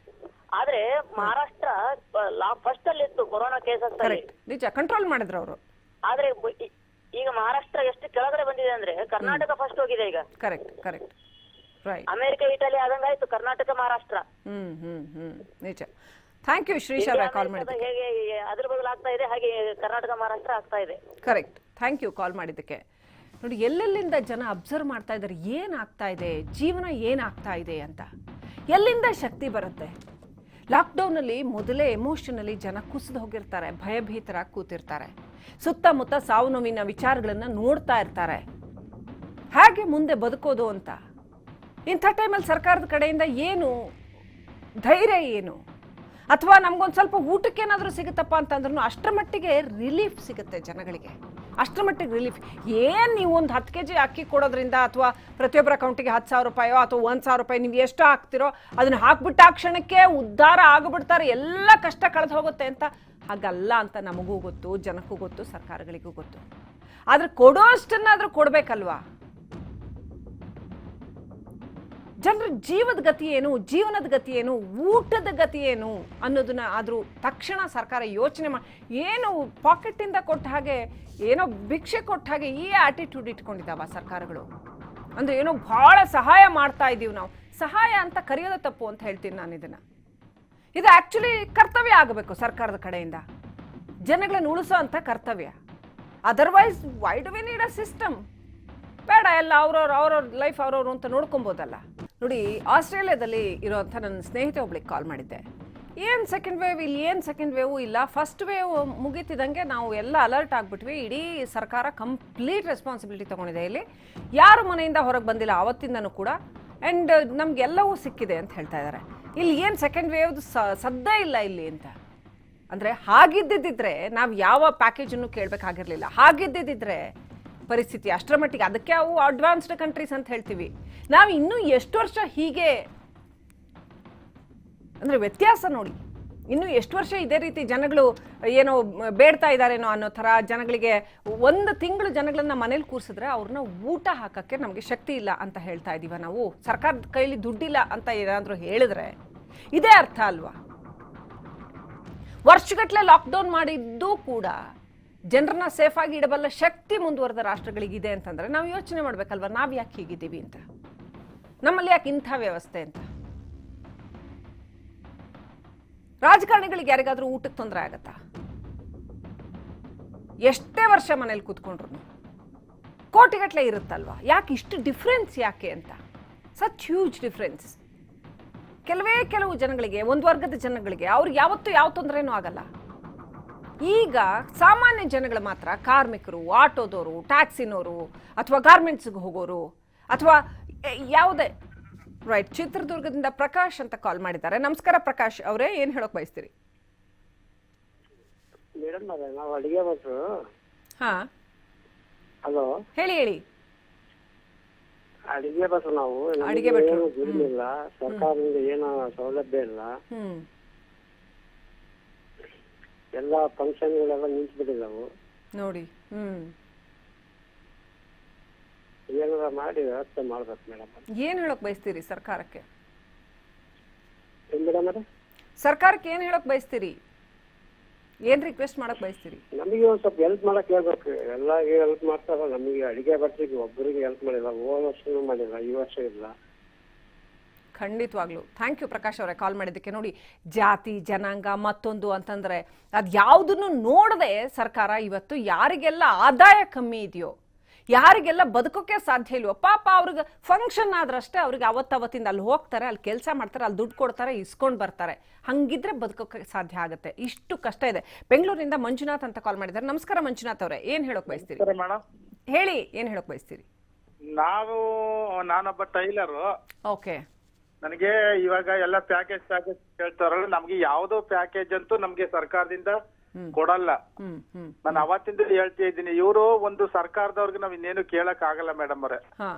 ನಾವೇನು ಕೇಳಕ್ಕಾಗಲ್ಲ. ಯಾಕಂದ್ರೆ ಅವಾಗ ಮೋದಿ ಯಾವ್ದೋ ಒಂದ್ ಬೀಚಲ್ಲಿ ಇಟ್ಕೊಂಡು ಕಸ ಗುಡಿಸ್ತರು, ನಮ್ಮ ಯಡಿಯೂರಪ್ಪ ಇರತ್ರು, ಅದರಿಂದ ನಮ್ಗೆ ವನವಾಸ ಸ್ಟಾರ್ಟ್ ಆಗಿರೋದು ಇವಾಗ್ಲೂ ನಡೀತಾ ಇದೆ. ಇನ್ ಮುಂದೆ ನಾಳೆ ನಾಳೆ ನಾಳೆ ನಾವು ಲಾಕ್ಡೌನ್ ಮಾಡ್ತೀವಿ ಅಂತ ಹೇಳ್ತಾರಲ್ವಾ. ಇವಾಗ ನಮಗಿಂತೂ ನನಗಿಂತೂ ಎಷ್ಟೋ ಕಡು ಬಡವರು ಇದ್ದಾರೆ, ಏನು ಇಲ್ದೇದಿರೋ ಅಲ್ಲಿ ತಂದಲ್ಲಿ ತಿನ್ನೋರು, ದಯವಿಟ್ಟು ಅವ್ರ ಬಗ್ಗೆ ಯೋಚನೆ ಮಾಡಿ ಅವ್ರು ಲಾಕ್ಡೌನ್ ಮಾಡ್ಲಿ. ಈಗ ನೀವು ಕೇಳ್ತಿದ್ರ ಪ್ರಶ್ನೆ, ನೀವು ಹೇಗ್ ತುಂಬ ಲಾಕ್ಡೌನ್ ಮಾಡ್ಬಿಟ್ರೆ ಏನ್ ಮುಂದಕ್ಕೆ ಅವ್ರ ಊಟಕ್ಕೆ ಏನು? ನೀವು ಒಂದೊಂದು ಮಾತು ಹೇಳ್ತೀರ, ಒಂದೊಂದು ಮುತ್ತು ಮೇಡಮ್ ಅವ್ರೆ, ಒಂದೊಂದು ಮುತ್ತು. ಯಾಕಂದ್ರೆ ನಮ್ಮ ಮನೇಲಿ ಯಾವ ರೀತಿ ತಾಯಿ ತಂದೆ ಒಂದ್ ಅಕ್ಕ ತಂಗಿರ್ ಕೇಳ್ತಿದ್ರೆ ನಿಮ್ ಚಾನಲ್ ಅವ್ರು ಕೇಳ್ತಾವ್ರೆ, ನೀವು ಅಷ್ಟೇನೆ ಎಲ್ರು ಅಷ್ಟೇನೆ ಕೇಳ್ತಾ ಇದಾರೆ. ಒಂದು ಪ್ರಶ್ನೆ ಅದು ನಿಜ, ಒಂದು ತುತ್ತಿಗೂ ಒಂದೊಂದು ತುತ್ತಿಗೂ ನಾವು ಕಷ್ಟ ಬೀಳ್ತಾ ಇದೀವಿ. ಆ ತುತ್ತು ಎಲ್ಲಿಂದ ತರೋದು? ಇವ್ರು ಹೇಗ್ ತುಂಬ ಲಾಕ್ ಡೌನ್ ಮಾಡ್ಕೊಂಡ್ಬಿಟ್ರೆ ನಮ್ಗೆ ಯಾರು ಕೇಳೋರು ಇದ್ದಾರೆ, ಯಾರು ಕೊಡ್ತಾರೆ ಮೇಡಮ್ ಅವ್ರ? ಅಕ್ಕಪಕ್ಕ ಅಂದ್ರೆ ಒಂದ್ ದಿವಸ 2 ದಿವಸ ಕೊಡ್ಬೇಕು ಅಷ್ಟೇನೆ. ಮಾರ್ನೆಗೆ ದಯವಿಟ್ಟು ಲಾಕ್ ಡೌನ್ ಮಾಡಕ್ ಮುಂಚೆ ಇವತ್ತಾಗ್ಲಿ ನಾಳೆ ಆಗ್ಲಿ, ನಾಳೆ ಹೇಳ್ತೀವಿ, ನಾಳೆ 11:00 ಹೇಳ್ತೀವಿ, ದಯವಿಟ್ಟು ಬಿಡಿ. ಏನೋ ಕುಂತ್ ತೀರ್ಮಾನ ಮಾಡ್ಕೊಂಡು ಹಿಂಗೆ ಇಲ್ಬಿಟ್ಟು ನಾವ್ ಏನೋ ಒಂದ್ ಪ್ರಿಪೇರ್ ಮಾಡ್ಕೊಂತೀವಿ, ಏನೋ ಒಂದ್ ಅಕ್ಕಪಕ್ಕದವ್ರ ಹತ್ರ ಒಂದ್ ಸಾಲ ಇಸ್ಕೊಳ್ಳೋದು, ಒಂದ್ ಅಕ್ಕಿ ಇಸ್ಕೊಳ್ಳೋದು, ಏನೋ ಒಂದ್ ಮಾಡ್ತೀವಿ. ನೀವ್ ಮಾಡಿ. ಈಗ ನಾವು ಒಳ್ಳೇದಕ್ಕೆ ನೀವು ಮಾಡ್ತಾ ಇದ್ರೆ ನಿಜ, ನಾನು ಒಪ್ಕೊಂತೀನಿ. ಜನ ಓಡಾಡ್ಬಾರ್ದು, ಜನ ಇದ್ ಮಾಡ್ಬಾರ್ದು ಅಂತ. ಆಮೇಲೆ ನಾನೊಬ್ಬ ಟೈಲರ್ ಮೇಡಮ್ ಅವರ, ನಾನು ಅಂಗಡಿ ತೆಗಿಯಕ್ಕೂ ನನಗೆ ಭಯ ಆಯ್ತದೆ. 10 ಗಂಟೆ 9 ಗಂಟೆ ಏನ್ ತೆಗಿತಾ ಇದ್ದೀನಿ, ಯಾರು ಇವಾಗ ಬಟ್ಟೆ ಹೊಲ್ಕೊಳ್ಳೋ ಏನಿಲ್ಲ. ನನ್ ಜೀವನನೇ ಇಲ್ಲ ಮೇಡಮ್ ಅವ್ರ, ಜೀವನನೇ ಹೋಯ್ತು. ನಾನು ಆಗ್ಲೇ ಆಲ್ರೆಡಿ ಒಂದ್ 10,000 ರೂಪಾಯಿ ಸಾಲ ಮಾಡ್ಕೊಂಡಿದ್ದೀನಿ. ಎಲ್ಲ ಸರಿ ಆದ್ಮೇಲೆ ತೀರ್ಸ್ಕೊಂತೀನಿ. ಈಗ ಬಾಡಿಗೆಯವರು ಬಿಡಲ್ಲ ಮೇಡಮ್ ಅವ್ರ, ಅಂಗಡಿಯವ್ರು ಅಂತ ಯಾವ್ದೇ ಕಾರಣಕ್ಕೂ ಬಿಡಲ್ಲ, ಕೊಟ್ಟೆ ಕೊಡ್ಬೇಕು ನಾನು. ಆಯ್ತಾ? ಇವಾಗ ನನ್ ಜೀವನನೇ ಒಂಥರ ಅತ್ತಿತ್ಲಾಗೋಯ್ತು. ಏನು ಮಾಡಕ್ ಆಯ್ತಾ ಇಲ್ಲ. ನನಗಿಂತೂ ಬೀದಿಲಿರೋರು ಎಷ್ಟೋ ಜನ ಮೇಡಮ್ ಅವ್ರೆ, ಹೇಳ್ತೀನಿ, ಸಿಟಿ ಒಳಗಡೆ ಎಷ್ಟೋ ಊರ್ನವ್ರು ಮನೆ ಒಳಗಡೆ ಸಿಗಾಕಬಿಟ್ಟಾರ ಮೇಡಮ್ ಅವ್ರೆ. ಹೊರಗಡೆ ಬರಕ್ ಆಗಲ್ಲ, ಊರ್ ಕಡೆ ಹೋಗಕ್ಕಾಗಲ್ಲ, ಏನಿಲ್ಲ. ಆಮೇಲೆ ಇವಾಗ ಬೆಂಗಳೂರು ಅಂದ್ರೆ ಊರ್ ಕಡೆ ಅವ್ರು ಯಾರು ಸೇರಿಸ್ತಾ ಇಲ್ಲ. ಎಷ್ಟು ಜನ ಅವ್ರ ಗೊತ್ತಾ ಮೇಡಮ್ ಅವ್ರೆ? ನೀವು ಹೇಳ್ತಾ ಇರೋದು 100% ನಿಜ. ಥ್ಯಾಂಕ್ ಯು ಮಂಜುನಾಥ್ ಅವರೇ. ನೋಡಿ, ಅವ್ರು ಎಷ್ಟು ಸಹಜವಾಗಿ ಅಂದ್ರೆ ಜನಗಳ ಜೀವನ ಹೀಗಿದೆ. ಅದಕ್ಕೆ ಹೇಳೋದು ನಾನು, ಇವ್ರು AC ಕಾರ್ ಬಿಟ್ಟು ಬರಬೇಕು ಕೆಳಗಡೆ ಅಂತ. ಜನಸಾಮಾನ್ಯರ ಜೀವನನ ಒಂದಿನ ಬದುಕು ನೋಡಿದ್ರೆ, 1 ಗಂಟೆ ಬದುಕು ನೋಡಿದ್ರೆ ಗೊತ್ತಾಗುತ್ತೆ ಇವ್ರಿಗೆ ಎಷ್ಟು ಕಷ್ಟ ಇದೆ ಅಂತ. ಬೆಂಗಳೂರಿನಿಂದ ರಮೇಶ್ ಅಂತ ಕಾಲ್ ಮಾಡಿದ್ದಾರೆ. ನಮಸ್ಕಾರ ರಮೇಶ್ ಅವರೇ, ಏನ್ ಹೇಳಕ್ ಬಯಸ್ತೀರಿ? ಹಲೋ, ಹೇಳಿ. ನಮಸ್ಕಾರ ರಮೇಶ್ ಅವರೇ, ಹೇಳಿ. ಹಲೋ, ಹೇಳಿ, ಮಾತಾಡಿ. ಕೇಳಿಸ್ತಾ ಇದೆ? ಹಾ, ಕೇಳಿಸ್ತಾ ಇದೆ, ಮಾತನಾಡಿ. ನಾವು ರಮೇಶ್ ಅಂತ ಶ್ರೀನಗರದಿಂದ. ಹಾ, ಹಲೋ, ಹೇಳಿ ರಮೇಶ್ ಅವರೇ, ಕೇಳಿಸ್ತಾ ಇದೆ. ಹೋಗೋದಿಲ್ಲ ಮೇಡಮ್. ಹಲೋ, ಹೇಳಿ. ಅಲ್ಲ, ಇವಾಗ ನಾವು ಆಟೋ ಓಡಿಸೋದು, ಆಟೋದಲ್ಲಿ ಹಾಸ್ಪಿಟ್ಲಿಗೆ ಹೋಗಂಗಿಲ್ವಾ ಅವ್ರಿಗೆ? ಪೊಲೀಸರು ಆ ತರ ಮಾಡ್ತಾರೆ ನೋಡಿ. ಕೋವಿಡ್ ಇಂಜೆಕ್ಷನ್ ತಗೊಳ್ಳಿದಕ್ಕೆ, ತಗೊಳಕ್ ಹೋಗಿದಕ್ಕೆ ಅದಕ್ಕೂ ಸೀಸ್ ಮಾಡಿದ್ದಾರೆ. ಏನ್ ಹೇಳಿದ್ರು ಕೇಳ್ತಲ್ಲ. ಇನ್ನೊಬ್ರು ಬಂದಿದ್ದಾರೆ, ಅವ್ರು ಟ್ಯಾಬ್ಲೆಟ್ಸ್ ಎಲ್ಲ ಇಟ್ಕೊಂಡಿದ್ದಾರೆ, ಇದೆಲ್ಲ ತೋರಿಸ್ತಾರೆ. ಏನ್ ಮಾಡಿದ್ರು ಇಲ್ಲ, ದುಡ್ಡು ಕಟ್ಟಿ ಅಷ್ಟೇ. ಮಾಡಿ ಒಂದು ಇಕ್ತೀನಿ, ದುಡ್ಡು ಕಟ್ಬಿಟ್ಟು ಎತ್ಕೊಂಡು ಹೋಗಿ ಅಷ್ಟೇ. ದುಡ್ಡು ಇದೆಯಾ ಕಟ್ಟೋದಕ್ಕೆ? ಏನ್ ಮೇಡಮ್ ಕತೆ ಇದು? ಈ ತರ ಮಾಡ್ತಾರಲ್ಲ. ಇವ್ರು ತೊಂದರೆ ಕೊಡಕ್ಕೆ ಅಂತ ಇದಾರೆ ಪೊಲೀಸರು ಅನಿಸ್ತದೆ mostly. Okay, thank you Ramesh ಅವರೇ ಕಾಲ್ ಮಾಡಿದ್ದಕ್ಕೆ. ಅವ್ರ ಅನುಭವ ಅವ್ರು ಹೇಳ್ಕೊಂಡ್ರು. ಅವ್ರಿಗೆ ಈ ಥರದ ಅನುಭವ ಅಂದರೆ ಮೊದಲೇ ಫ್ರಸ್ಟ್ರೇಷನ್ ಆಗಿರುತ್ತೆ. ಕೈಯಲ್ಲಿ ದುಡ್ಡಿರಲ್ಲ, ಎಲ್ಲಿ ನೋಡಿದ್ರು ರೋಗ ರುಜಿನ ಅಥವಾ ಸಮಸ್ಯೆ, ಆರೋಗ್ಯ ಸಮಸ್ಯೆ, ಇದೆಲ್ಲದ ನಡುವೆ ಮನೇಲಿ ಸಾವು ನೋವಾಗಿರುತ್ತೆ ಅಥವಾ ಇನ್ನೆಲ್ಲೋ ಸಾವು ನೋವು ನೋಡಿರ್ತಾರೆ. ಇಂಥ ಮೈಂಡ್ ಸೆಟ್ಟಲ್ಲಿ, ಇಂಥ ಮನಸ್ಥಿತಿಯಲ್ಲಿ ಯಾರು ಏನೇ ಮಾಡಿದ್ರು ಆಗ ಅಯ್ಯೋ ನನ್ನ ಮೇಲೆ ಇಷ್ಟೊಂದು ಪ್ರಹಾರ ಆಯಿತು ಅಂತ ನಿಜವಾಗ್ಲೂ ಮನಸ್ಸಿಗೆ ಬೇಜಾರಾಗುತ್ತೆ. ಸೊ ಈ ಮನೆ ಕೆಲಸಕ್ಕೆ ಬರುವಂಥವ್ರು ಯಾರು ಈಗ ಮನೆ ಕೆಲಸದವ್ರನ್ನ ಹತ್ರ ಸೇರಿಸ್ತಾ ಇಲ್ಲ. ಅವ್ರು ಹೇಳಿದಾಗ ಒಬ್ಬ ಟೈಲರು ಪಾಪ, ಅವ್ರಿಗೆ ಯಾರು ಬಟ್ಟೆ ತಂದು ಕೊಡ್ತಾ ಇಲ್ಲ. ಈಗ 10,000 ರೂಪಾಯಿ ಸಾಲ ಮಾಡ್ಕೊಂಡಿದ್ದೀನಿ ಅಂತ ಎಷ್ಟು ಸಹಜವಾಗಿ ಹೇಳಿದ್ರು. 10,000 ರೂಪಾಯಿ ಅಂತ ಹೇಳೋದು ಎಷ್ಟು ದೊಡ್ಡ ಅಮೌಂಟ್ ಸಾಮಾನ್ಯ ಜನಗಳ ಜೀವನದಲ್ಲಿ. 10 kg ಅಕ್ಕಿ ಅನ್ನೋದು ಎಷ್ಟು ಮ್ಯಾಟ್ರ್ ಆಗುತ್ತೆ ಸಾಮಾನ್ಯ ಜನಗಳ ಜೀವನದಲ್ಲಿ. ಎಷ್ಟು ಜೀವ ಹಿಡಿ ಮಾಡ್ಕೊಂಡು ಅವರು ಹೇಳ್ತಾರೆ ಬೇರೆಯವ್ರ ಮುಂದೆ. ಪಾಪ ಅವ್ರು ತುಂಬಾ ವ್ಯಾಲ್ಯೂ ಮಾಡ್ತಾರೆ, ಮಾನ ಮರ್ಯಾದೆ ಇಂಥವನ್ನೆಲ್ಲ. ಇನ್ನೊಬ್ರು ಇದ್ರೆ ಕೈ ಚಾಚಲ್ಲ ರೀ ಜನಗಳು. ಗೊತ್ತಿಲ್ಲ, ರಾಜಕಾರಣಿಗಳಿಗೆ ಅದು ಬೇರೆನೇ ಕ್ಯಾಟಗರಿ, ನಾವು ಅವ್ರ ಬಗ್ಗೆ ಮಾತಾಡೋಕ್ಕೆ ಆಗಲ್ಲ. ಆದ್ರೆ ಈ ಜನಗಳು, ನಾನು ಯಾರ ಬಗ್ಗೆ ಮಾತಾಡ್ತಾ ಇದ್ದೀನಿ, ಒಬ್ಬ ಟೈಲರ್ ಇರ್ಬೋದು, ಒಬ್ಬ ಮನೆ ಕೆಲಸದವ್ರು ಇರ್ಬೋದು, ಒಂದು 500 ರೂಪಾಯಿ ಕೊಡಿ ಅಮ್ಮ ಅಂತ ಕೇಳೋದಕ್ಕೆ ಪಾಪ ಜೀವ ಹಿಡಿ ಮಾಡ್ಕೊಂಡು ಕೇಳ್ತಾರೆ. ಅಷ್ಟು ಕಷ್ಟ ಇದೆ. ಅಂಥದ್ರಲ್ಲಿ ಕಂಪ್ಲೀಟ್ ಲಾಕ್ಡೌನ್ ಆದ್ರೆ ಅವ್ರು ಏನ್ ಮಾಡಬೇಕು? ಹೊರಗಡೆ ಹೋಗೋಂಗಿಲ್ಲ, ದುಡ್ಡು ಬರೋದಿಲ್ಲ, ಅಕ್ಕಪಕ್ಕದವ್ರ ಹತ್ರ ಎಷ್ಟು ಸರಿ ಅಂತ ಕೇಳ್ತಾರೆ, ಅವ್ರದ್ದು ಅದೇ ಪರಿಸ್ಥಿತಿ ಇರುತ್ತೆ. ಸೊ ಇದಕ್ಕೆ ಪ್ಯಾಕೇಜು ಅಂತ ನೀವೇನು ಕೊಡಕ್ಕೆ ಹೊರಟಿದ್ದೀರೋ ಇಲ್ವೋ ಗೊತ್ತಿಲ್ಲ, ಆದರೆ ಆ ಪ್ಯಾಕೇಜು ಅಂತ ಏನು ಕೇಳಬೇಕು, ಅದು ಸಾಲದು ಅಂತ, ಅದು ಎಲ್ಲಿಗೋ ಸಾಲದು ಅಂತ. ಇದಕ್ಕೆ ಸರ್ಕಾರಗಳ ಹತ್ರ ದುಡ್ಡು ಇರಬೇಕು. ಎಷ್ಟು ಬರುತ್ತಾ ಅಷ್ಟು ನಮ್ಮ ಮಠಮಾನ್ಯಗಳಿಗೆ ಆ ಮತ್ತೊಂದಕ್ಕೆ ನಿಮ್ಮ ಪಾಪ್ಯುಲಾರಿಟಿಗೆ ಏನು ಬೇಕೋ ಅಷ್ಟು ಕೊಟ್ಟು ಉಡಾಯಿಸ್ತೀರಿ. ಅಥವಾ ಆಯಾ ಸರ್ಕಾರಗಳು ಬಂದಾಗ ಆಯಾ ರೀತಿ ಅವ್ರ ಅಜೆಂಡಾಕ್ಕೆ ಏನು ಬೇಕೋ ಅಷ್ಟನ್ನು ಮಾಡಿ ಉಡಾಯಿಸ್ತೀರಿ. ಈಗ ಜನರ ಜೀವದ ಪ್ರಶ್ನೆ, ಬೇರೆ ಯಾವ ಪ್ರಶ್ನೆ ಇಲ್ಲ. ಈಗ ಜಾತಿ ಪ್ರಶ್ನೆ ಇಲ್ಲ, ಧರ್ಮದ ಪ್ರಶ್ನೆ ಇಲ್ಲ, ಓಲೈಕೆ ಪ್ರಶ್ನೆ ಇಲ್ಲ, ಓಟಿನ ಪ್ರಶ್ನೆ ಇಲ್ಲ, ಯಾವ ಪ್ರಶ್ನೆ ಇಲ್ಲ. ಈಗ ಜೀವ ಉಳಿದ್ರೆ ಸಾಕು ಅನ್ನೋ ಪ್ರಶ್ನೆ ಕೊಡಿ ಈಗ. ಓಕೆ, ಸುಬ್ರಹ್ಮಣ್ಯ ಅಂತ ಕಾಲ್ ಮಾಡಿದ್ದಾರೆ. ಎಲ್ಲಿಂದ ಮಾತನಾಡ್ತಿದ್ದೀರಾ ಸರ್? ಓಕೆ, ಬೆಂಗಳೂರಿನಿಂದ. ನಮಸ್ಕಾರ ಸುಬ್ರಹ್ಮಣ್ಯ ಅವರೇ. ಯಲಹಂಕ ಕ್ಷೇತ್ರ ಅಧ್ಯಕ್ಷನಾಥ್ಪುರ ರಾಜನಗುಂಟೆ ನಿಯರು. ಖಂಡಿತ ಹೇಳಿ, ಏನ್ ಹೇಳಕ್ ಬಯಸ್ತೀರಿ? ನಮ್ಮ ಕ್ಷೇತ್ರದ MLA SR ವಿಶ್ವನಾಥ್ ಬಿಡಿ ಅಧ್ಯಕ್ಷರು ಅವರು. ಹಲೋ, ಹೇಳಿ ಹೇಳಿ, ಕೇಳಿಸ್ತಾ ಇದೆ, ಹೇಳಿ. ನಮ್ಮ ಕ್ಷೇತ್ರ ಬಂದು ಯಲಹಂಕ ಕ್ಷೇತ್ರ. ಆಯ್ತು, ಹೇಳಿ. MLA ಬಂದು SR ವಿಶ್ವನಾಥ್ ಬಿಡಿ ಅಧ್ಯಕ್ಷರು, ಆಮೇಲೆ ಶಾಸಕರು ಅವರು. ಏನ್ ಹೇಳಕ್ ಬಯಸ್ತೀರಿ? ರಾಜನಗುಂಟೆ ಗೌರ್ಮೆಂಟ್ ಹಾಸ್ಪಿಟಲ್ ಅಲ್ಲಿ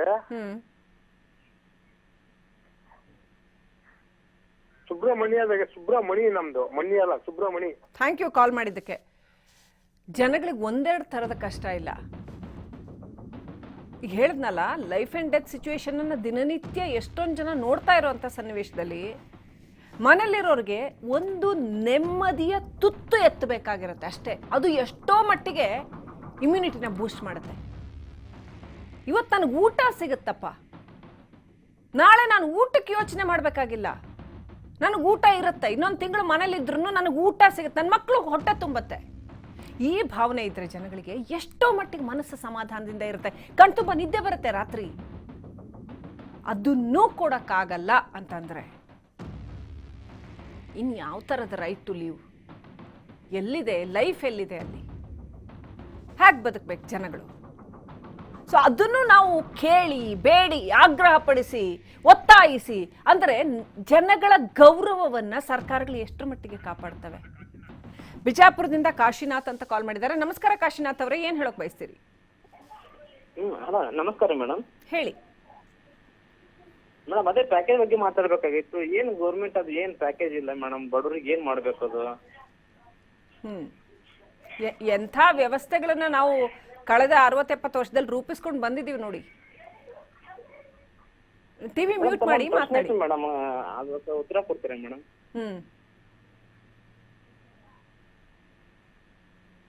ಹೇಳಿ ಹೇಳಿ. ಹಲೋ ಹೇಳಿ ಹೇಳಿ ಮೇಡಮ್, ಹೋದ ವರ್ಷ ಮೋದಿಜಿಯವರು 20 ಲಕ್ಷ ಕೋಟಿ ಪ್ಯಾಕೇಜ್ ಅನೌನ್ಸ್ ಮಾಡಿದ್ರಲ್ಲ ಮೇಡಮ್, ಅದು ಏನಾಯ್ತು ಅಂತ ಸ್ವಲ್ಪ ಮಾಹಿತಿ ಇದೆ ಮೇಡಮ್ ಅದು?